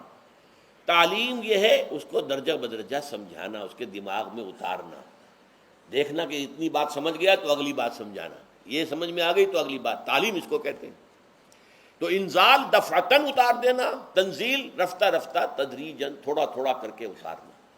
تو حضور پر تنزیل ہوئی ہے، فَإِنَّهُ نَزَّلَهُ عَلَىٰ قَلْبِكَ، جبرائیل نے اس قرآن کو تھوڑا تھوڑا تھوڑا تھوڑا کر کے، نزلناہ تنزیلا، رتلناہ ترتیلا، ہم نے تھوڑا تھوڑا کر کے اتارا ہے۔ لیکن لیلۃ القدر میں جو ماہ رمضان مبارک کی شب ہے آخری عشرے کی، اس میں پورا قرآن اتار دیا گیا تھا لوح محفوظ سے سمائے دنیا تک۔ شہر رمضان الذی انزل فیہ القرآن ھدی للناس وبینات من الہدی والفرقان، یہ قرآن کیا ہے، کیا بنا کر نازل کیا گیا؟ یہ حال ہے، یہ لوگوں کے لیے، پوری نوع انسانی کے لیے ہدایت ہے، اور یہ ہدایت بینات کی شکل میں آئی، واضح تعلیمات جن میں کوئی شک و شبے کی گنجائش نہیں، از خود روشن۔ بینہ اسے کہتے ہیں وہ شے جو از خود روشن ہو، جس کو ہم کہتے ہیں کہ آفتاب آمد، دلیل آفتاب، جب سورج طلوع ہو گیا تو اپنے وجود پر وہ خود دلیل ہے، اسے کسی اور دلیل سے ثابت کرنے کی ضرورت نہیں ہے، از خود واضح۔ تو بینات من الہدی، جو قرآن کی بنیادی ہدایت ہے وہ بینات پر مشتمل ہے، واضح چیز ہے، جو انسان کے لیے، اس کی فطرت کے لیے جانی پہچانی چیزیں ہیں، یہ کوئی باہر کی چیز نہیں آ رہی ہے، اس کے قلب کی گہرائیوں کے اندر یہ سب کچھ موجود ہے، اور اس کی گواہی اس کے قلب کی گہرائیوں سے نکلتی ہے کہ ہاں دیکھنا تقریر کی لذت کے جو اس نے کہا، میں نے یہ جانا کہ گویا یہی میرے دل میں ہے، اس نے تو میرے اپنی فطرت کی ترجمانی کی ہے۔ والفرقان، بینات من الہدا والفرقان، یہ بینات کا اطلاق فرقان پر بھی ہو رہا ہے، حق و باطل کے اندر فرق کر دینے والی شے۔ بین صورت میں یہ حق ہے، یہ باطل ہے، یہ جائز ہے، یہ ناجائز ہے، یہ غلط ہے، یہ صحیح ہے۔ یہ ہے قرآن مجید کی عظمت کا بیان۔ ویسے تو عظمت قرآن مجید کے اندر بہت سے مقامات پر آئی ہے اور بڑے ہی پرشکوہ انداز میں بھی آئی ہے، لیکن یہ اس وقت موقع نہیں ہے اس میں جانے کا۔ یہاں جو قرآن کا تعارف کرایا گیا، ھدی للناس وبینات من الہدی والفرقان، اور یہ رمضان میں نازل کیا گیا، لہٰذا رمضان کا مہینہ جو ہے اس عبادت کے لیے خاص اور مختص کر لیا گیا۔ فمن شہد منکم الشہر فلیصم، تو جو کوئی بھی تم میں سے اس مہینے کو پائے یا اس میں مقیم ہو، وہ لازماً روزہ رکھے۔ میں بیان کر چکا ہوں، یہ وجوب علی العین ہے، اس کے اندر اب اختیار نہیں ہے، لیکن یہ کہ اگر من کان منکم مریضا او علی سفر فعدۃ من ایام اخر۔ اب دیکھیے، یہ جو رمضان مبارک کو منتخب کیا گیا جو نزول قرآن کا مہینہ ہے، تو اس میں ایک دوہرا پروگرام رکھ دیا گیا ہے جو قرآن مجید میں تو واضح طور پر نہیں کہا گیا، اس لیے کہ اگر قرآن میں اس طور سے آ جاتا تو فرض ہو جاتا، اسے تطوعاً رکھا گیا ہے، لہذا اس کا ذکر قرآن میں نہیں ملے گا۔ موجود ہے کہ جب اس مہینے کو چنا ہی اس لیے گیا ہے کہ یہ نزول قرآن کا مہینہ ہے، لہذا اس کے لیے جو ہم نے پڑھا تھا وہ خطبہ، وہ اس کو پلٹ لیجئے۔ جعل اللہ صیامہ فریضۃ وقیام لیلہ تطوعا، اللہ نے اس مہینے کا روزہ رکھنا تو فرض قرار دے دیا ہے، اور اس کا قیام اللیل، راتوں کو کھڑے رہنا، یہ مرضی پر چھوڑ دیا ہے، جو کر سکے، جو بھی ہمت کرے۔ ترغیب و تشویق ہے۔ اب دیکھیے ترغیب و تشویق کے لیے دوسری حدیث جو یہاں پر ہے، عن ابی ہریرہ رضی اللہ عنہ قال، حضرت ابو ہریرہ سے مروی ہے رضی اللہ عنہ کہ انہوں نے فرمایا، قال رسول اللہ صلی اللہ علیہ وسلم، کہ اللہ کے رسول نے فرمایا صلی اللہ علیہ وسلم، من صام رمضان ایمانا و احتسابا غفر له ما تقدم من ذنبہ، جس نے رمضان میں روزے رکھے ایمان کے ساتھ، یقین کے ساتھ، اور احتساب، اللہ سے اس کے اجر کی امید میں، غفر له ما تقدم من ذنبہ، اس کے پچھلے تمام گناہ معاف ہو جاتے ہیں۔ یہ نوٹ کیجئے کہ اس سے مراد گناہ کبیرہ نہیں ہے، گناہ صغیرہ ہے۔ گناہ کبیرہ کے لیے توبہ شرط ہے، گناہ صغیرہ جو ہے وہ ان چیزوں سے دھل جاتے ہیں۔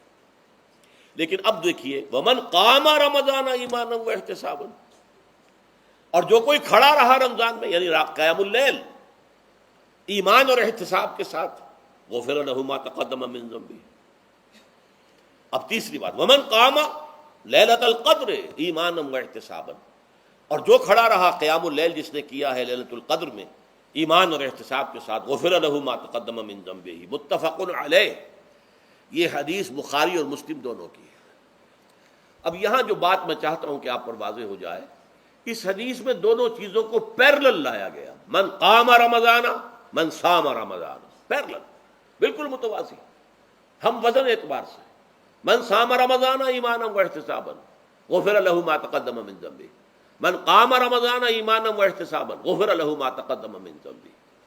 اب سوال پیدا ہوتا ہے قیام اللیل سے مراد کیا ہے؟ یہاں پہ میں ذرا تراویح کا جو پس منظر ہے وہ بیان کر دینا چاہتا ہوں۔ دیکھیے، جیسا کہ ہم نے خطبے میں بھی دیکھ لیا، اللہ نے قیام اللیل جو ہے اسے فرض نہیں ٹھہرایا، تطوعا۔ قرآن مجید میں بھی اس کا کوئی ذکر نہیں، احادیث میں اس کی تشویق و ترغیب پوری موجود ہے۔ ایک اور حدیث بھی ہم بعد میں پڑھیں گے اس پر۔ اس کا پس منظر کیا تھا کہ اس کو چھوڑ دیا گیا۔ اب ظاہر بات ہے، مسلمانوں میں کمزور بھی ہیں، مسلمانوں میں وہ مزدوری کرنے والے بھی ہیں، روزہ تو فرض ہے ان پر، چاہے مئی کا مہینہ ہے اور گندم کاٹنی ہے، روزہ تو پھر بھی رکھنا ہوگا، یہ سب کچھ ہے۔ لیکن یہ کہ رات کو پھر کھڑے رہنا ان کے لیے، جاگنا ممکن نہیں، لہذا ان کے اوپر یہ چیز فرض نہیں۔ حضور نے تراویح کی نماز یا قیام اللیل نہ اسے فرض قرار دیا، نہ اس کے بعد جماعت کوئی اہتمام کیا مستقل، صرف 3 راتیں آپ نے جماعت کروائی ہے، اس میں 8 رکعتیں آپ نے پڑھی ہیں کہ جو آپ کا معمول تھا تہجد کا، وہ پڑھی، اور تہجد کے وقت ہی جماعت کرائیے۔ یہ ہے وہ حدیث۔ اس کے علاوہ کسی نماز تراویح جو ہے جو ہم پڑھتے ہیں 20 رکعتیں، عشاء کے ساتھ متصل، اس کا کوئی ذکر نہ دور نبوی میں ہے نہ دور صدیق اکبر میں ہے۔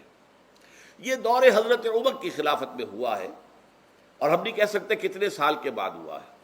حضرت عمر رضی اللہ تعالیٰ عنہ کی خلافت کا دور جو ہے وہ تو 10 برس ہے، ہو سکتا ہے 5 برس کے بعد ہوا ہو، 6 برس کے بعد ہوا ہو، 12 ہوا ہے ان کے عہد میں۔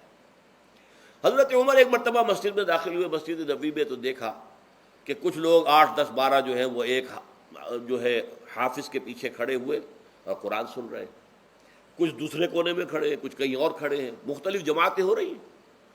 تو انہوں نے سوچا کہ کیوں نہ ان سب کو ایک امام کے پیچھے جمع کر دیا جائے، اور اس کے لیے لوگوں کی سہولت کے لیے عشاء کے ساتھ متصل رکھ دیا جائے، اس لیے کہ تہجد کے وقت اٹھنا جو ہے وہ تو ہر کس و ناقص کا کام نہیں ہے، کہ عشاء کے بعد اگر تھوڑا سا اضافی وقت ہو صرف، تو یہ ہر شخص کر لے گا، مزدور بھی کر لے گا۔ لہذا آپ نے یہ نظام تجویز فرمایا کہ عشاء کے متصلاً بعد 20 رکعت نماز پڑھی جائے اور ایک امام کے پیچھے پڑھی جائے۔ یہ گویا کہ اجتہاد ہے حضرت عمر رضی اللہ تعالی عنہ، اس کو آپ نے خود بدعت بھی قرار دیا ہے، لیکن بدعت حسنہ۔ بدعت کس اعتبار سے؟ لغوی اعتبار سے، نئی بات، اس لیے کہ حضور کے زمانے میں نہیں تھی، تو یہ اس طریقے سے ایک نئی بات ہے۔ لیکن یہ بات چونکہ بہت اچھی ہے، بہت عمدہ ہے، آپ جب یہ نظام چل پڑا تو ایک دن مسجد میں آئے، دیکھا کہ بڑی بھری مسجد ہے، صحابہ کھڑے ہیں اور ایک امام کے پیچھے قرآن سن رہے ہیں۔ آپ نے فرمایا نعم البدعۃ ھذہ، یہ جو ہم نے نئی بات شروع کی ہے یہ بہت اچھی ہے، بہت عمدہ ہے۔ اب یہاں سے فرق واقع ہو گیا ہے۔ ایک تو اہل تشیع جو ہے وہ تو ویسے ہی حضرت عمر سے بہت دشمنی رکھتے ہیں، عناد رکھتے ہیں، تو حضرت عمر کے اجتہادات سے انہیں نفرت ہے، انہیں دوری ہے، چاہے وہ کوئی سا بھی حضرت عمر کا اجتہاد ہو۔ ہمارے ہاں اہل حدیث حضرات بھی در حقیقت حضرت عمر یا کسی اور خلیفہ راشد کے فعل کو وہ سمجھتے ہیں کہ یہ ایگزیکٹو آرڈرز ہیں، یہ ہمیشہ کے لیے نہیں ہے۔ حضرت عمر نے اپنے دور میں ایک نظام قائم کیا، ان کے دور کے لیے ٹھیک تھا، یہ ہمیشہ کے لیے نہیں۔ ہمیشہ کے لیے وہ 8 ہی رکعتوں کے قائل ہیں، وہ تہجد والے، لیکن اس میں بہرحال انہوں نے بھی خود یہ اضافہ کیا ہے کہ وہ 8 رکعتیں وہ عشاء کے ساتھ متصل پڑھتے ہیں، تہجد کے وقت تو نہیں پڑھتے۔ اور حضور نے تو صرف 3 روز جو ہے وہ کرائی تھی جماعت، وہ لوگ 30 دن یا 29 دن پڑھ رہے ہیں، تو اضافہ تو انہوں نے بھی کر دیا، اس نظام میں تبدیلی تو ہو گئی۔ لیکن اہل سنت جو کہلاتے ہیں، ہمارے جو 4 جو ہیں، جو ہمارے مسلک ہیں، حنفی، مالکی، شافعی، حنبلی، ان کا اتفاق ہے اس پر حضرت عمر کا، کیونکہ ان کے سامنے اصول یہ ہے کہ حضور نے فرمایا علیکم بسنتی وسنت الخلفاء الراشدین المہدیین، تم پر لازم ہے کہ میری سنت کو پکڑو مضبوطی کے ساتھ، اور میرے خلفاء راشدین مہدیین جو ہیں ان کی سنت کو پکڑو۔ اس اصول سے یہ چاروں فقہیں جو ہیں حضرت عمر کے اجتہادات جو ہیں ان کو بھی پابندی سمجھتے ہیں کہ تمام عمر کے لیے، قیامت تک کے لیے امت مسلمہ پر ان کی پیروی لازم ہے۔ لہذا اس میں اجماع ہے، اور یہاں تک کہ یہ سب سے آخری جو اس میں مسلک پیدا ہوا ہے زمانی اعتبار سے، سب سے پہلے مسلک جو ہے حنفی پیدا ہوا ہے، پھر مالکی پیدا ہوا ہے، پھر شافعی پیدا ہوا ہے، اور پھر حنبلی آخری ہے۔ اور امام احمد ابن حنبل بہت بڑے محدث بھی ہیں، مسند احمد ابن حنبل جو ہے وہ بہت بڑی کتاب ہے، بہت اہم کتاب ہے، جامع کتاب ہے، تو ان کے ہاں بھی 20 رکعتیں ہیں۔ چنانچہ حرمین شریفین میں، سعودی عرب میں، مکے اور مدینہ منورہ میں جو نماز تراویح ہوتی ہے اس کی 20 رکعتیں ہیں، لیکن اہل حدیث حضرات جو ہیں وہ اس 8 کے اوپر اکتفا کرتے ہیں۔ بہرحال یہ ایک اختلاف ہے جو میں نے اس کا پس منظر بیان کر دیا، لیکن اس 20 رکعت نماز سے ادا کرنے سے، جو کہ زیادہ سے زیادہ 50 منٹ یا 1 گھنٹہ لگتا ہے، اس سے وہ قیام اللیل کا حق ادا نہیں ہوتا۔ قیام اللیل کا تو کچھ اور ہی تقاضا ہے۔ قیام کسے کہتے ہیں؟ یہ سورہ مزمل سے واضح ہوتا ہے، یا ایھا المزمل قم اللیل الا قلیلا نصفہ او انقص منہ قلیلا او زد علیہ ورتل القرآن ترتیلا۔ آدھی رات یا آدھی رات سے کچھ کم، یعنی تہائی رات، یا آدھی رات سے کچھ زائد، 2 تہائی رات، یہ ہے قیام اللیل۔ چنانچہ سورہ مزمل ہی کی آخری آیت جو دوسرا رکوع مشتمل ہے جس پر، اس میں صاف کہہ دیا گیا ان ربک یعلم انک تقوم ادنی من ثلثی اللیل ونصفہ وثلثہ وطائفۃ من الذین معک۔ اے اللہ کے نبی، اللہ خوب واقف ہے کہ آپ بھی اور آپ کے ساتھ ایک جماعت بھی رات کو کھڑی رہتی ہے، 2 تہائی رات یا آدھی رات یا 1 تہائی رات۔ تو یہ سارا معاملہ جو ہے قیام اللیل کا، گویا کہ کم سے کم 1/3 رات پر اس کا اطلاق ہو سکے گا، یہ نہیں کہ 1 گھنٹے۔ اب اس کے ضمن میں دیکھیے حدیث پڑھیے، تیسری حدیث ہے ان عبداللہ ابن عمرو ابن العاص رضی اللہ تعالی عنہ، یہ وہی عبداللہ ابن عمرو ہے جن کی میں نے آپ کو حدیث پہلے سنائی ہے۔ یہ ساری رات کھڑے رہتے تھے، پوری رات، اور ہر روز روزہ رکھتے تھے، جس پر حضور نے منع کیا، لا تفعل، مت کرو ایسا۔ رضی اللہ عنہما، یہ خود بھی صحابی ہیں اور ان کے والد عمرو بن العاص بھی صحابی ہیں۔ ان رسول اللہ صلی اللہ علیہ وسلم قال، کہ اللہ کے رسول صلی اللہ علیہ وسلم نے فرمایا، الصیام والقرآن یشفعان للعبد، روزہ اور قرآن بندے کے حق میں شفاعت کریں گے۔ یقول الصیام، روزہ یہ عرض کرے گا اللہ کی جناب میں، اے رب پروردگار، انی منعتہ الطعام والشہوات بالنہار، میں نے تیرے اس بندے کو دن کے دوران کھانے پینے سے اور اپنی شہوت کا تقاضا پورا کرنے سے روکے رکھا، یہ میری وجہ سے روکا رہا، تو میری شفاعت اس کے حق میں قبول فرما، فشفعنی فیہ، میری شفاعت اس کے حق میں قبول فرما۔ ویقول القرآن، قرآن کیا کہے گا، منعتہ النوم باللیل، میں نے اسے رات کے وقت سونے سے، نیند سے روکے رکھا، فشفعنی فیہ، تو اس کے حق میں میری شفاعت قبول فرما۔ حضور فرماتے ہیں فیشفعان، ان دونوں کی شفاعت قبول کی جائے گی۔ یہ ہے قیام اللیل۔ یہ قیام اللیل صرف تراویح کی نماز سے جو پڑھ لی جاتی ہے، اور ہمارے ہاں تو یہ ہے، وہاں کم سے کم یہ تو تھا، صحابہ کرام کھڑے ہوتے تھے تو جو قاری پڑھ رہا ہوتا تھا وہ ان کے دل میں اترتا جاتا تھا، اس کا مضمون اور مفہوم جو ہے ان کو معلوم ہے، لہذا وہ اس کی زبان سے نکلا ہوا ہر لفظ ان کے قلب کی گہرائیوں تک اتر رہا ہے۔ یہاں تو یہ ہے پیرٹ لائک حافظ ہے، اسے خود پتہ نہیں میں کیا پڑھ رہا ہوں، اکثر حفاظ جو ہیں وہ عالم تو نہیں ہوتے، اور جو سن رہے ہیں انہیں کچھ پتہ نہیں ہم نے کیا سنا ہے، تو ٹھیک ہے، کم سے کم ثواب تو انہیں ملے گا کہ انہوں نے وقت نکالا ہے، 1 گھنٹہ ہی اضافی صحیح، لیکن بہرحال اس کا وقت تو انہوں نے نکالا ہے، محنت کی ہے، کھڑے رہے ہیں، ثواب ملے گا۔ لیکن جو مقصد ہے وہ حاصل نہیں ہوتا۔ اس مقصد کے حصول کے لیے اول تو قیام اللیل کی کم سے کم مدت 1/3۔ اگر کوئی شخص فرض کیجئے کہ اس کے ہاں کوئی اور انتظام نہیں ہے، جیسا کہ ہمارے ہاں ہم نے انتظام کیا ہے، بڑے بڑے شہروں میں دورہ ترجمہ قرآن، اس میں ہمیں 5 گھنٹے لگ جاتے ہیں، نصف شب کے قریب تری جو ہے معاملہ ہو جاتا ہے۔ اس میں کیا ہوتا ہے کہ ہر 4 رکعت سے پہلے جو اس کے اندر پڑھا جانا ہے حصہ قرآن کا، اس کا پہلے ہم مطالعہ کرتے ہیں بیٹھ کر، ترجمہ اور کچھ موٹے موٹے نکات کی جو ہے وضاحت، پھر کھڑے ہو گئے اور قاری صاحب کے پیچھے 4 رکعتوں کے اندر وہ 4 رکوع یا جتنے بھی ہیں پڑھ لی، سن لی، پھر بیٹھ گئے 4 کے بعد، پھر اگلی 4 رکعتوں کے اندر جو کچھ پڑھا جانے والا ہے اس کا ترجمہ، اس کی تفہیم ہو گئی، پھر کھڑے ہو گئے، پھر سن لیا۔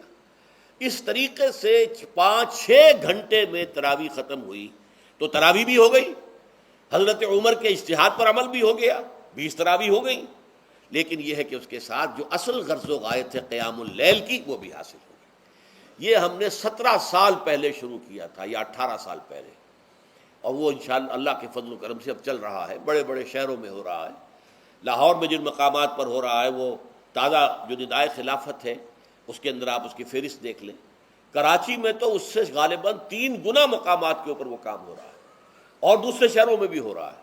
تو اس سے در حقیقت وہ غرض و غایت، وہ حکمت جو ہے پوری ہوتی ہے کہ یہ دونوں چیزیں پیرلل ہیں۔ من صام رمضان ایمانا واحتسابا غفر له ما تقدم من ذنبه ومن قام رمضان ایمانا واحتسابا غفر له ما تقدم من ذنبه، تو سیام اور قیام جو ہے ان دونوں کا حق ادا ہو جاتا ہے۔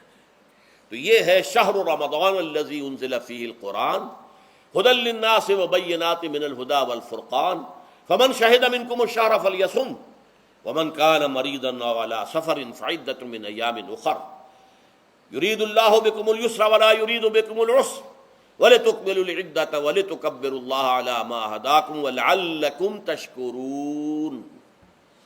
اب جو آخری لفظ ہے لعلکم تشکرون، اب اس کی وضاحت سمجھیے۔ اور رمضان کے یہ 2 پروگرام جب پیرلل ہو جائیں گے، جب دونوں کی پابندی کی جائے گی، تو اس کا حاصل کیا ہے؟ اس بات کو سمجھنے کے لیے سب سے پہلے آپ اس کو سمجھیے کہ جسے ہم خود ہی کہہ رہے تھے، جسے ہم سیلف کہہ رہے تھے، اپنی انا کو مضبوط کرنا، سیلف کنٹرول، ایگو جو ہے وہ پوری طرح قابو یافتہ ہو اڈ اور لیبیڈو پر، اصل میں اس سے مراد کیا ہے؟ اس پر میں نے تفصیل سے بحث کی ہے عظمت صوم نامی اپنے کتابچے میں. ویسے یہ ہے کہ وہ مشکل ہے، ذرا فلسفیانہ اس کا انداز ہے، لیکن یہ ہے کہ وہی باتیں آسان الفاظ میں جو دوسرا کتابچہ ہے عظمت صیام و قیام رمضان مبارک، وہ آسان ہے. اگرچہ یہ دونوں بہت ہی محدود تعداد میں ہمارے پاس ہیں، لیکن یہ کہ میں نے ذکر کر دیا، جو حضرات لینا چاہیں وہ لے لیں. لیکن یہ ہے کہ اس میں اصل پس منظر کیا ہے. دیکھیے، ہمارا جو وجود ہے انسان کا، یہ کمپوزٹ ہے، مرکب ہے. ہمارے دو وجود ہیں جو جوڑ دیے گئے ہیں. کیسے جوڑ دیے گئے ہم نہیں جانتے، لیکن ہے دو وجود. ایک وجود حیوانی ہے، میں نے عرض کیا تھا پہلے ہی، ہر انسان ایک حیوان بھی ہے مکمل، سارے حیوانی تقاضے ہمارے اندر بھی ہیں. لیکن حیوان اور انسان میں بنیادی فرق یہ ہے کہ انسان کا جو اصل وجود ہے وہ روحانی ہے. اس روحانی وجود کی وجہ سے انسان کا وہ مقام ہوا کہ تمام فرشتوں کو اس کو سجدہ کرنے کا حکم دیا گیا. فَإِذَا سَوَّيْتُهُ وَنَفَخْتُ فِيهِ مِن رُوحِي فَقَعُوا لَهُ سَاجِدِينَ. فرشتوں سے کہہ دیا گیا تھا کہ میں ایک بشر پیدا کرنے والا ہوں مٹی سے. جب میں اسے پیدا کر لوں اور اس کی ناک پلک سنوار دوں، دو پلک درست کر دوں، تو پھر اس کے سامنے اور اس میں اپنی روح میں سے پھونک دوں تو گر پڑنا اس کے سامنے سجدے میں. حیوان انسان اور انسان روحانی، یہ دونوں مل کر اب آدم بنے ہیں. نمبر دو، اس حیوان انسان کا وجود زمین سے ہے، مٹی سے پیدا کی، مٹی سے، گارے سے، طین لازب سے، چپچکانے والے گارے سے، وہ جس میں کہ بدبو پیدا ہو جائے، یہ ساری باتیں کہی گئی ہیں. اور سائنس بھی کہتی ہے مٹی سے پیدا ہوئے. کیسے پیدا ہوئے اس میں اختلاف ہے، لیکن یہ کہ ہے مٹی ہماری اوریجن، قرآن بھی کہتا ہے اور سائنس بھی کہتی ہے. اور ہمارے وجود کو جب وہ تھک جائے، مزمحل ہو جائے، اس کی انرجی کم ہو جائے، تو اس کے لیے جو غذا ہے، جو تقویت ہے، وہ بھی ساری زمین سے آ رہی ہے. آپ نے پھل کھائے، آپ نے گندم کھائی، آپ نے چاول کہاں سے آ رہے ہیں؟ اچھا، بکری کا گوشت کھایا تو بکری کا گوشت کس چیز سے بنا ہے؟ اس نے گھاس کھائی ہے، اس نے پتے کھائے ہیں، وہیں سے تو بنا ہے نا. الٹیمیٹ سورس آپ کے وجود حیوانی کے لیے جو آ رہی ہے وہ زمین ہے. وجود روحانی کو بھی تقویت کی ضرورت ہے، وہ بھی مزمحل ہوتی ہے، کمزور ہو جاتی ہے. خاص طور پر جب کہ وجود حیوانی کا اس پر غلبہ ہو جائے، تب تو یوں سمجھیے کہ وہ بالکل بے ہوش ہو کر موت کے قریب پہنچ جاتی ہے. اس کی تقویت، اس کی غذا وہیں سے آئی ہے جہاں سے روح آئی ہے. وہ کلام ربانی ہے، روح ربانی. نفخت فیہ من روحی، من روحی، من روحی. میں پھونک دوں اس میں اپنی روح میں سے. روح کا تعلق ذات باری تعالیٰ کے ساتھ ہے. اسی طرح کلام ربانی کہاں سے آیا ہے؟ اللہ تعالیٰ کے پاس سے آیا ہے. یہ اس کی تقویت کا ذریعہ ہے. اب عام حالات میں کیا ہوتا ہے؟ ہمارا یہ وجود حیوانی چھایا ہوا ہے ہمارے وجود کے اوپر، بیچاری روح جو ہے دبی رہتی ہے، پسی رہتی ہے. اگر خدا نے خواستہ ہم گناہ گار بھی ہیں، گناہ پر گناہ کا ارتکاب کر رہے ہیں، تو وہ روح جو ہے وہ قلب کے آئینے شیشے کے اندر ہے. فیہا مصباح، المصباح فی زجاجہ، الزجاجہ تو کانہا کوکب دری. قلب جو ہے شیشے کے مانند ہے جس کے اندر روح کا چراغ جل رہا ہے. اب اگر یہ اوپر جو شیشہ ہے اس پر دھواں آ گیا، لالٹین کی چمنی پر دھواں آ گیا، تو اب روشنی باہر تو نہیں آئے گی. اگر انسان گناہ کرتا ہے تو قلب پر رین، زنگ آ جاتا ہے، یا حضور نے فرمایا ایک داغ لگ جاتا ہے. اور گناہ کرتا ہے اور داغ لگتا ہے، اور گناہ کرتا ہے اور داغ، یہاں تک کہ بالآخر پورا قلب سیاہ ہو جاتا ہے. اب وہ روح اندر بند ہو گئی، وہ دفن ہو گئی. اس کے لیے اب ضروری ہے کہ اب ایک پروگرام ایسا دیا جائے جو ریورس ہو جائے.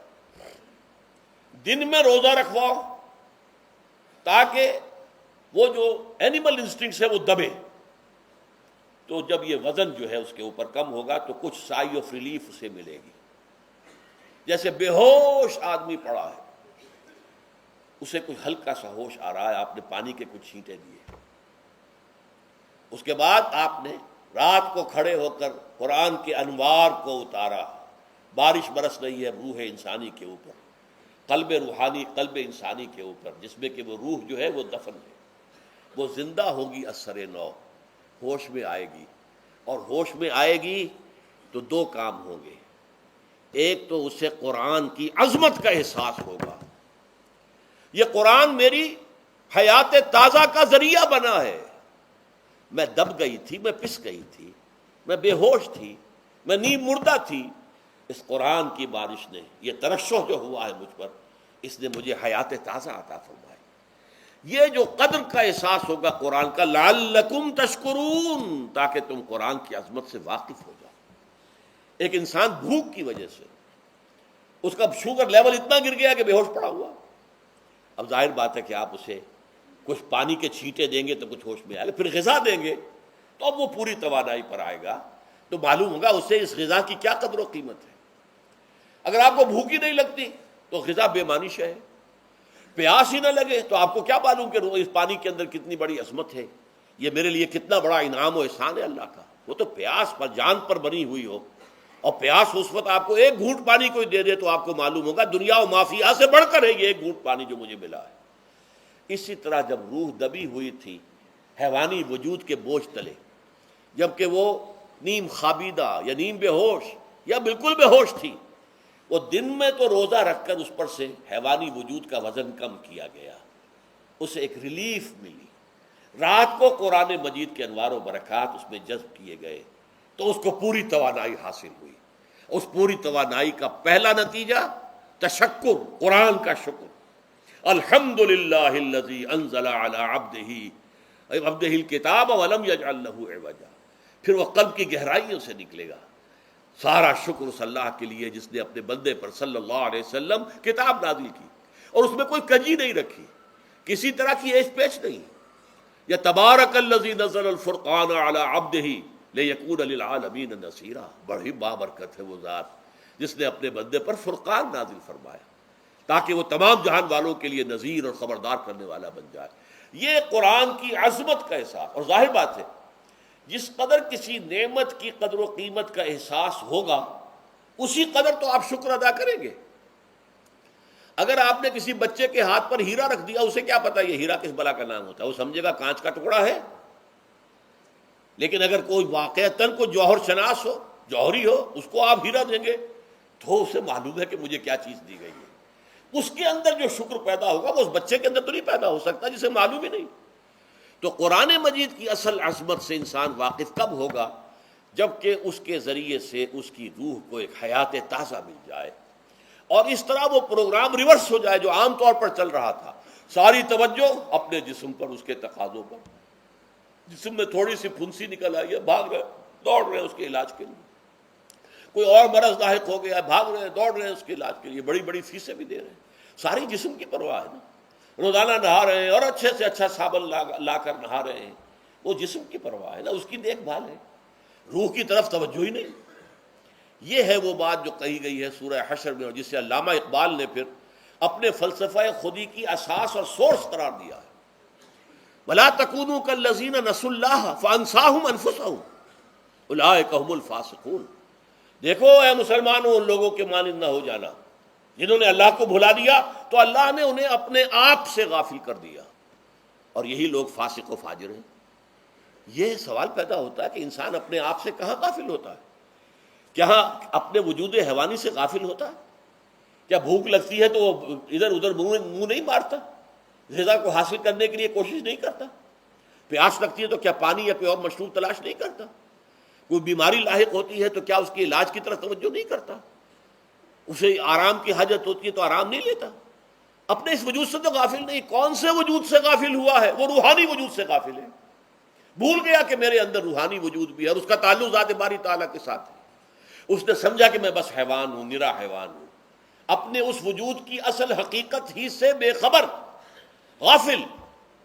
چنانچہ آج کے دور کا سب سے بڑا المیہ کیا ہے؟ ڈاروین کے نظریے کے جو اثرات پیدا ہوئے ہماری معاشرت پر، ہماری سوچ پر، ہمارے فکر پر، ہمارے فلسفے پر، ہماری سوشولوجی پر، وہ کیا ہے کہ ہم بھی نرے حیوان ہیں. اللہ اللہ خیر صلی اللہ.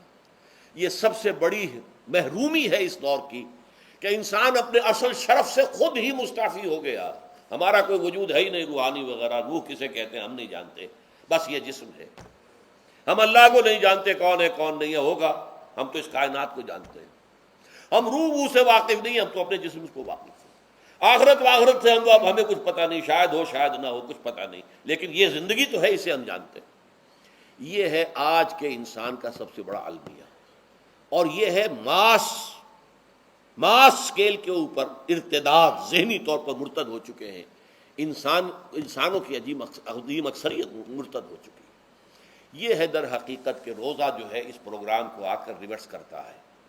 دن میں کھانے پینے، جنسی تقاضے پر پابندی، وہ وجود حیوانی کا وزن کچھ کم ہوا، روح جو دبی ہوئی تھی یا سسک رہی تھی یا بے ہوش تھی یا نیند مردہ تھی، اسے کچھ ریلیف ملا۔ اب اس کے اوپر قرآن مجید کے تیرے ضمیر پہ جب تک نہ ہو نزول کتاب، گرہ کشا ہے نہ رازی نہ صاحب کشاف، ہمارے دلوں کے اوپر بارش ہو رہی ہو انوار قرآنی کی۔ وہ ظاہر بات ہے کہ بغیر سمجھے تو نہیں ہوگی بارش، وہ تو آپ کچھ سمجھ رہے ہوں گے تو بارش ہوگی، ورنہ تو یہ ہے کہ ٹھیک ہے، میں پہلے بھی عرض کر چکا ہوں، آپ کو ثواب تو ملے گا، لیکن یہ ہے کہ وہ اصل مقصد قرآن کی عظمت کا قلب کی گہرائیوں سے اعتراف جو ہے، اور اس پر اللہ کا شکر تو ادا ہوگا، لعلکم تشکرون، جبکہ قرآن مجید جو ہے آپ کے قلب کے اوپر نازل ہے، اس کا مفہوم نازل ہے۔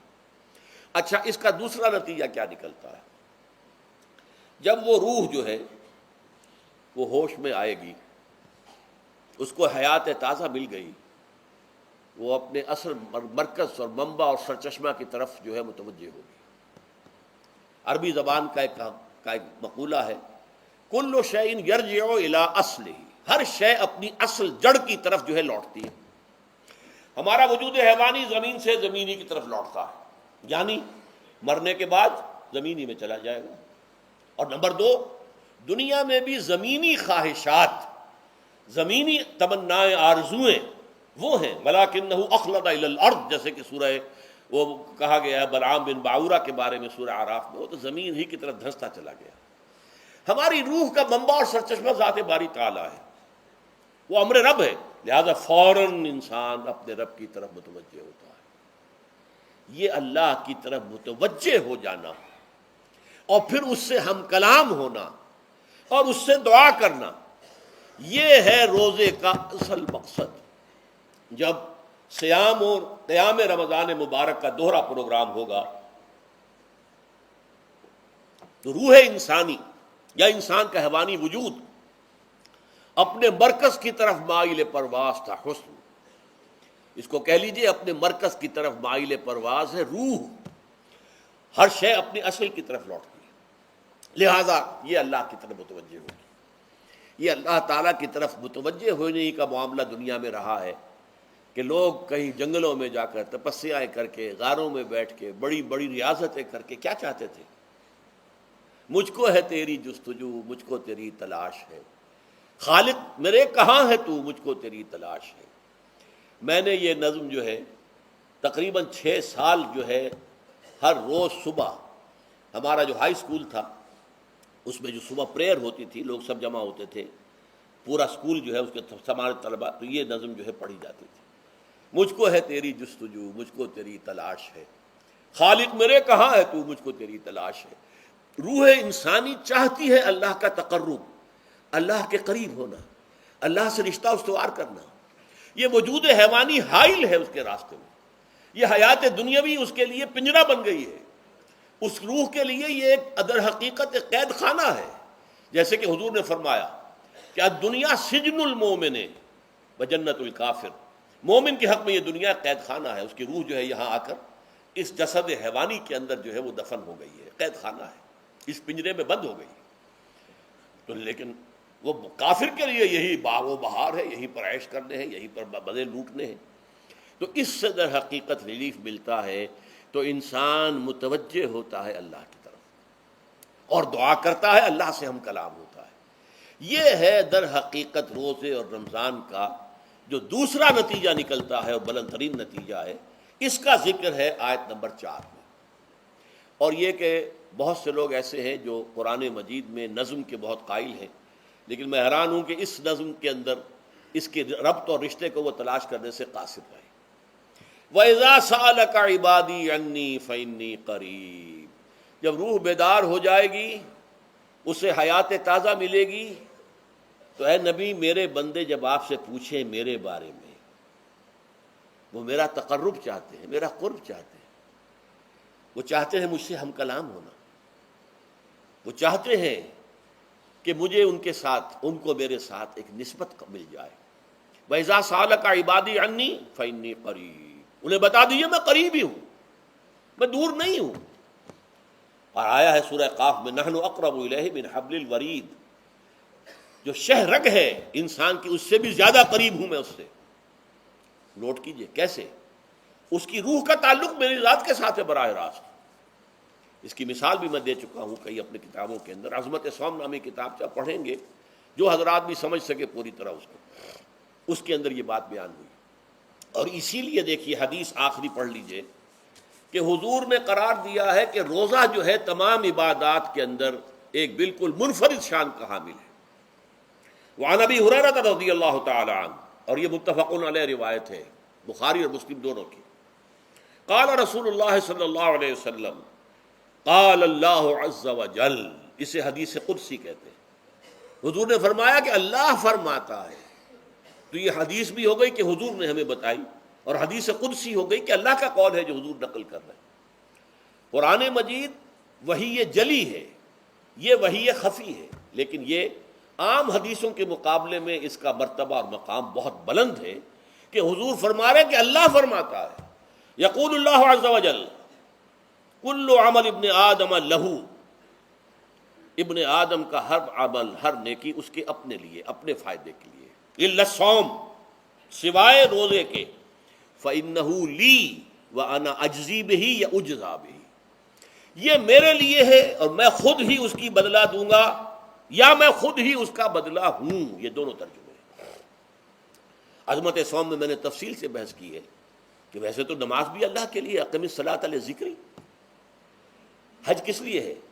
للہ علی الناس حج البیت من استطاع الیہ سبیلا، اللہ کے لیے۔ زکوٰۃ کس کے لیے؟ اللہ کے نام پر دی جا رہی ہے، اللہ کے لیے دی جا رہی ہے۔ صوم میں بات کیا ہے؟ صوم میں اصل چیز ملحوظ کیا ہے؟ روح انسانی کو تازہ کرنا، زندہ کرنا، اس کی حیات تازہ کا بندوبست کرنا، اور روح کا تعلق ذات باری تعالیٰ کے ساتھ ہے۔ اس تعلق کی مثال یوں سمجھیے جیسے ہمیں معلوم ہے سورج کا فاصلہ ہم سے کتنا ہے، کروڑ میل، لیکن سورج کی کرن جو وہاں سے چل کر یہاں تک پہنچی ہے، کیا اس کا تعلق سورج سے منقطع ہے؟ سورج کے ساتھ تو تعلق قائم ہے۔ اسی طرح روح انسانی ذات باری تعالیٰ سے بہت دور آ کر کہہ لیجئے ہمارے وجود کے اندر آ گئی، ہمارے قلب کے اندر متمکن ہو گئی، لیکن کیا اس کا تعلق اللہ کی ذات سے منقطع ہے؟ نہیں۔ لیکن یہ روح ہی اگر مزمحل ہو گئی تو تعلق منقطع ہو جائے گا، اس لیے کہ اس روح کے اندر ہی جان نہیں رہی۔ یہ روح تازہ ہوگی تو اس کا تعلق اللہ کی ذات کے ساتھ اثر نو استوار ہو جائے گا۔ اس لیے یہ کہا یہ میرے لیے، الا الصوم فإنہ لی، یہ میرے لیے، وأنا اجزی بہ یا اجزا بہ، میں خود ہی اس کا بدلہ دوں گا یا خود ہی اس کی جزا ہوں، خود ہی اس کی جزا ہوں۔ اللہ کے اس بندے کا تعلق میرے ساتھ ایسا قائم ہو جائے گا کہ گویا کہ اسے میں مل گیا، اور میرا یہ مل جانا ہی در حقیقت انسانیت کی معراج ہے۔ اور دعا کے بارے میں جان لیجئے کہ حضور نے فرمایا الدعاء مخ العبادہ، دعا جو ہے عبادت کا اصل جوہر ہے، لب لباب ہے۔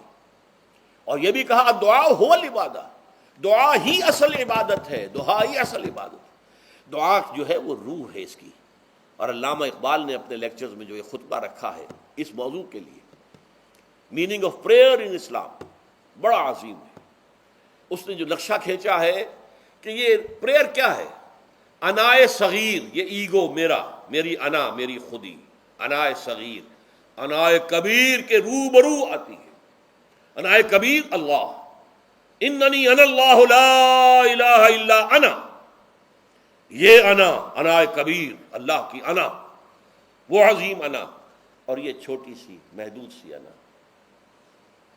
تو ہے محیط بے کراں، میں ہوں ذرا سی آبجو، یا مجھے ہم کنار کر یا مجھے بے کنار کر۔ اقبال نے پتہ نہیں کس جگہ کس کیفیت میں ڈوب کر یہ شعر کہا ہے۔ اے اللہ تو تو ایک ایسے سمندر کے مانند ہے کہ جس کا کنارہ ہی نہیں، اور میں چھوٹی سی ایک پانی کی ایک چھوٹی سی ندی ہوں، آبجو ہوں چھوٹی سی، اب کیا شکل ہے؟ یا تو مجھے اپنے آپ میں ملا لے تاکہ میں بھی ناپیدا کنار ہو جاؤں. دریائے سندھ کا پانی جب سمندر میں گر جاتا تو سمندر ہی بن جاتا, اور یا پھر مجھے بھی بے کنار کر دے, میری وجود کو بھی اتنی وسعت دے دے کہ کوئی کنارہ نہ رہے. اب یہ کیا اس نے سمجھا, کیا کہا, لیکن میں نے وہی انائے کبیر انائے صغیر. ایک ہے نماز ہم پڑھ لیتے ہیں, آپ نے سارا پڑھ لیا, سارا تعدیل ارکان بھی کر لی, لیکن اگر آپ کا اللہ کے ساتھ ڈائریکٹ کمیونین اور ڈائریکٹ کمیونیکیشن قائم نہیں ہوا تو نماز, جس کو کہ کہا گیا کہ الصلاۃ معراج المومنین, جو قرب حضور کو حاصل ہوا معراج میں, وہ ایک بندہ مومن دنیا میں رہتے ہوئے حاصل کر سکتا ہے نماز میں, اگر اس کی روح جو ہے واقعتاً ہم کا نام ہو رہی ہو الحمدللہ رب العالمین الرحمن الرحیم مالک یوم الدین اہدنا الصراط المستقیم ایاک نعبد و اگر ہم واقعتاً ایسے کہہ رہے ہوں کہ ہمیں احساس ہو کہ ہم اللہ کے حضور میں حاضر ہیں اور عرض کر رہے ہیں, سجدہ کریں تو حدیث میں آتا ہے کہ ایسے محسوس ہو کہ گویا کہ میں نے اپنا سر اللہ کے قدموں میں رکھ دیا ہے. یہ ہے نماز. اب جو گفتگو ہو رہی ہے یہ ہم کلامی ہے. الصلاۃ معراج المومنین, اہل ایمان کے حق میں یہ نماز جو ہے یہ معراج کے درجے میں. لیکن یہ نماز کیسے نصیب ہوگی اگر روح سوئی ہوئی ہے, دبی ہوئی ہے, پسی ہوئی ہے, مزمحل ہے یا مردہ ہے؟ یہ نماز کیسے حاصل ہوگی؟ چاہے آپ 5 وقت کی نماز پڑھ رہے ہوں, چاہے آپ نے ہیبٹ بنا لیا ہو نماز کو, چاہے خوش بھی ہو گیا ہو, لیکن یہ کہ جب تک وہ روح بیدار نہ ہو, جب تک ہم کلامی نہ ہو, افلاق سے آتا ہے نالوں کا جواب آخر, اٹھتے ہیں حجاب آخر, کرتے ہیں خطاب آخر, جب تک یہ نہ ہو.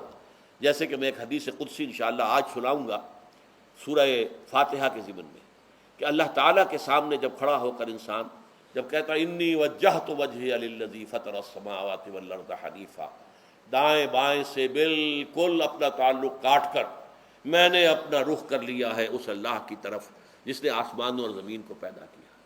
اب یہ توجہ وجہ تو اگر یہ تو ہے چہرہ تو ہم نے کر دیا خانہ کعبہ کی طرف, اندر سے ہماری روح متوجہ نہیں ہوئی, وہ سوئی پڑی ہوئی, اسے پتہ ہی کچھ نہیں کہ کیا ہو رہا ہے, تو اس صورت میں وہ کیا ہے؟ ظاہری بات تو پوری ہو گئی, نماز کا ثواب ہو جائے گا, فرض کی ادائیگی کا ثواب مل جائے گا, لیکن وہ اصل نماز تو حاصل نہیں ہوتی. یہ ہے وہ بات کہ وَإِذَا سَأَلَكَ عِبَادِي عَنِّي فَإِنِّي قَرِيبٌ. اے نبی, جب میرے بندوں کی روحیں بیدار ہو جائیں, توانا ہو جائیں, حیات تازہ سے وہ ہم کنار ہو جائیں, اور پھر وہ میرے بارے میں پوچھیں, وہ میرا تقرب حاصل کرنا چاہتے ہیں, تو آپ سے پوچھیں تو کہیے میں قریب ہی ہوں. اجیب دعوت الداع اذا دعان, یہ ہے وہ دعا, میں ہر پکارنے والے کی پکار, ہر دعا کرنے والے کی دعا کو سنتا ہوں, قبول کرتا ہوں, جواب دیتا ہوں جہاں کہیں بھی مجھے پکارے. اذا دعان, اس میں در حقیقت وہ مفہوم آ گیا ہے there and then, wherever. آپ اپنے گھر میں ہو کر پکاریں اللہ کو, آپ بستر پر لیٹے ہوئے پکاریں اللہ کو. الذین یذکرون اللہ قیاما وقعودا وعلی جنوبہم, ہاں ٹھیک ہے, بعض مقامات بعض اوقات قبول دعا کے لیے زیادہ سازگار ہیں, حرم میں جا کر دعا مانگی جائے, اور منا میں, عرفات میں خاص طور پر, جبل رحمت پر خاص طور پر, ملتزم جو ہے کعبے کا اس پر خاص طور پر, وہ ایام بھی ہیں خاص, لیکن یہ نہیں ہے کہ بقیہ دنوں میں آپ کے اور اللہ کے درمیان کو بڑا فاصلہ ہے. یہ سارا دنیا میں مشرکانہ نظاموں نے تصور پیدا کیا, اللہ تو دور ہے, دور ہے, دور ہے, دور ہے, پاک ہے, پاک ہے, پاک, تم ناپاک ہو, ناپاک ہو, ناپاک ہو, اور تم تو بڑی پستی میں پڑے ہو, تم اللہ سے براہ راست ہم کلام نہیں ہو سکتے.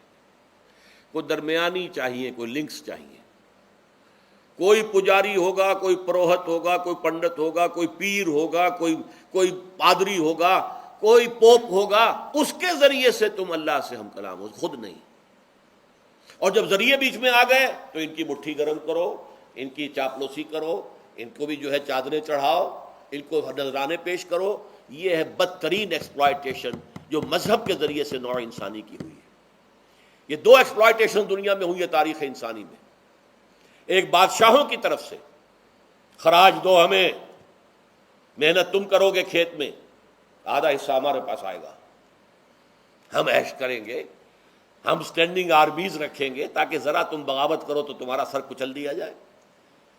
یہ ایکسپلائٹیشن بدترین. مانگنے والا گدھا ہے، صدقہ مانگے یا خراج۔ دوسری طرف ہم بادشاہ ہیں، ہم چندر بنسی سورج بنسی خاندان ہیں، ہم راجپوت ہیں، حکومت کرنا ہمارا حق ہے۔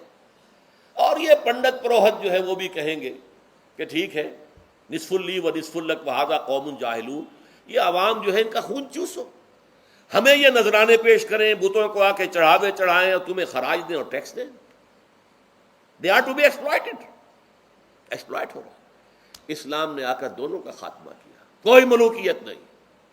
زکوٰۃ ہے تو غربا کے لیے، بادشاہ کے لیے نہیں ہے، یہ تو غربا کے لیے، لہذا کوئی ٹیکس نہیں۔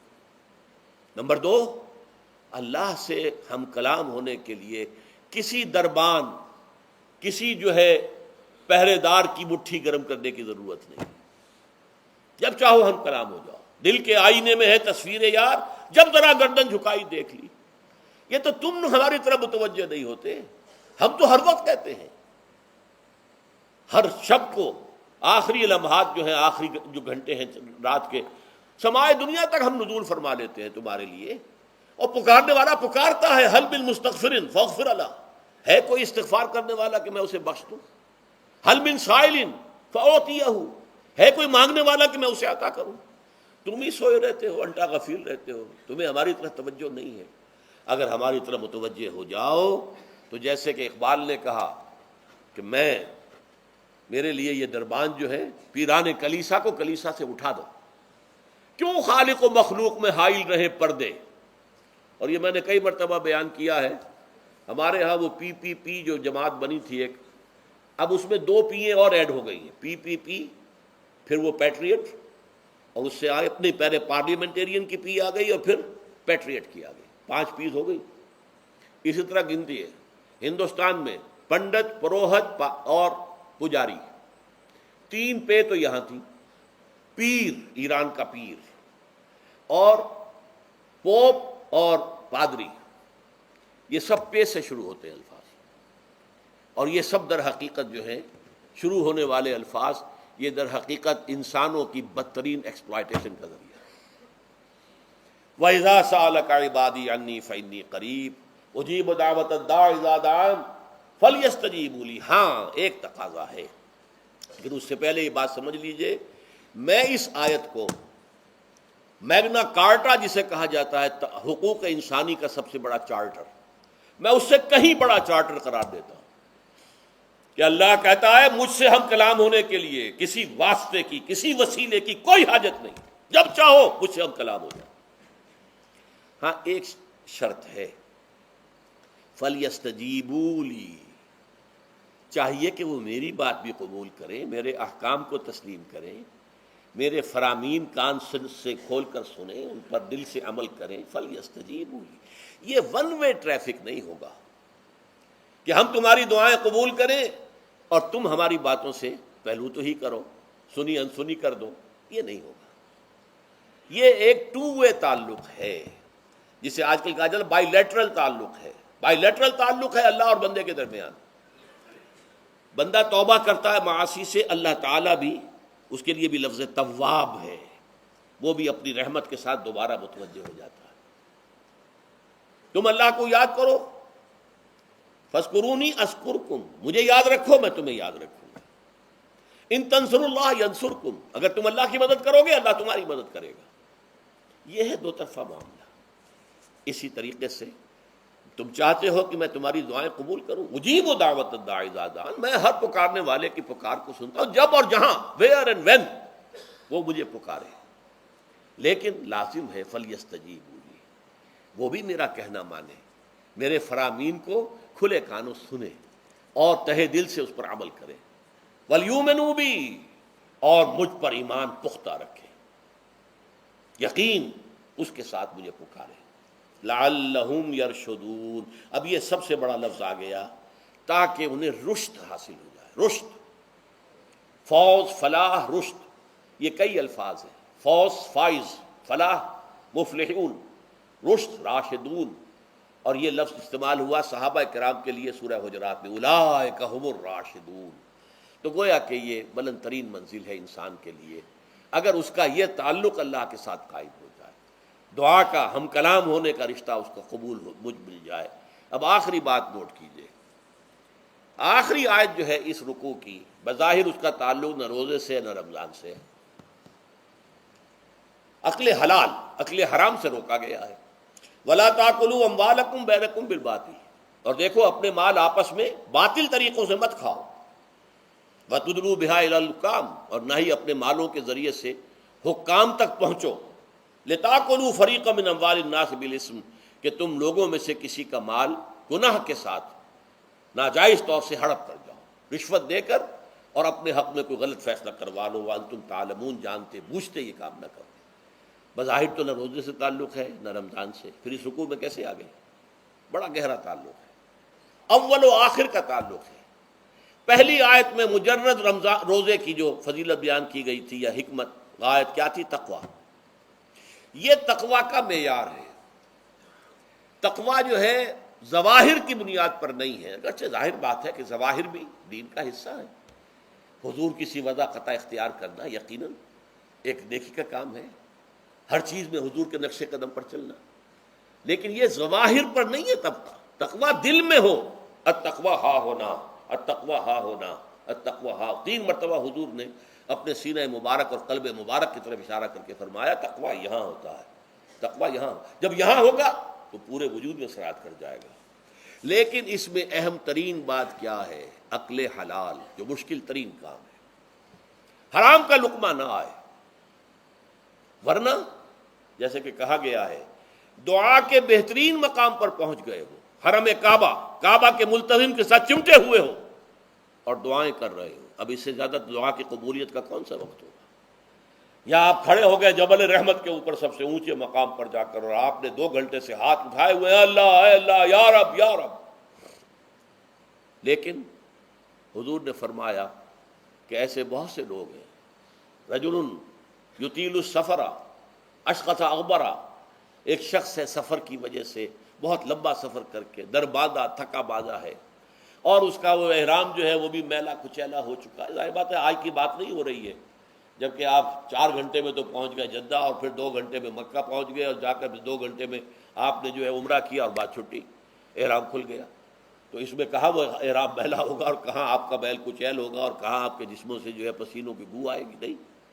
لیکن جو یہ سب کرتے تھے اور پھر کعبے سے ملتزم سے چمٹ کر دعا کرتے تھے، یا رب یا رب، یمد یدہ الی السماء، وہ ہاتھ اٹھاتا ہے آسمان کی طرف، یا رب یا رب، وَأَنَّىٰ يُسْتَجَابُ لِذَٰلِكَ، اور اس شخص کی دعا کیسے قبول ہو؟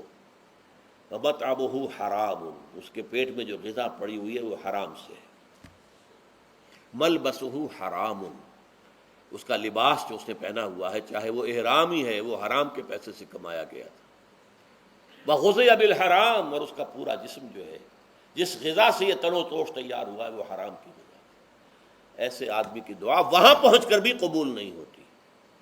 لہذا تقویٰ کا اصل معیار اکل حلال، روزی حلال کی۔ اگر یہ نہیں ہے تو آپ نے متقیوں کی شکل بنا لی، اور بہت ہی آپ نے اپنے ظاہر کو جو ہے بہت آراستہ پیراستہ کر لیا سنت رسول سے، لیکن اللہ کی نگاہوں میں اس کی کوئی قدر و قیمت نہیں ہوگی جب تک کہ آپ کا رزق حلال کا نہ ہو۔ بارک اللہ لی ولکم فی القرآن العظیم ونفعنی وإیاکم بالآیات والذکر الحکیم۔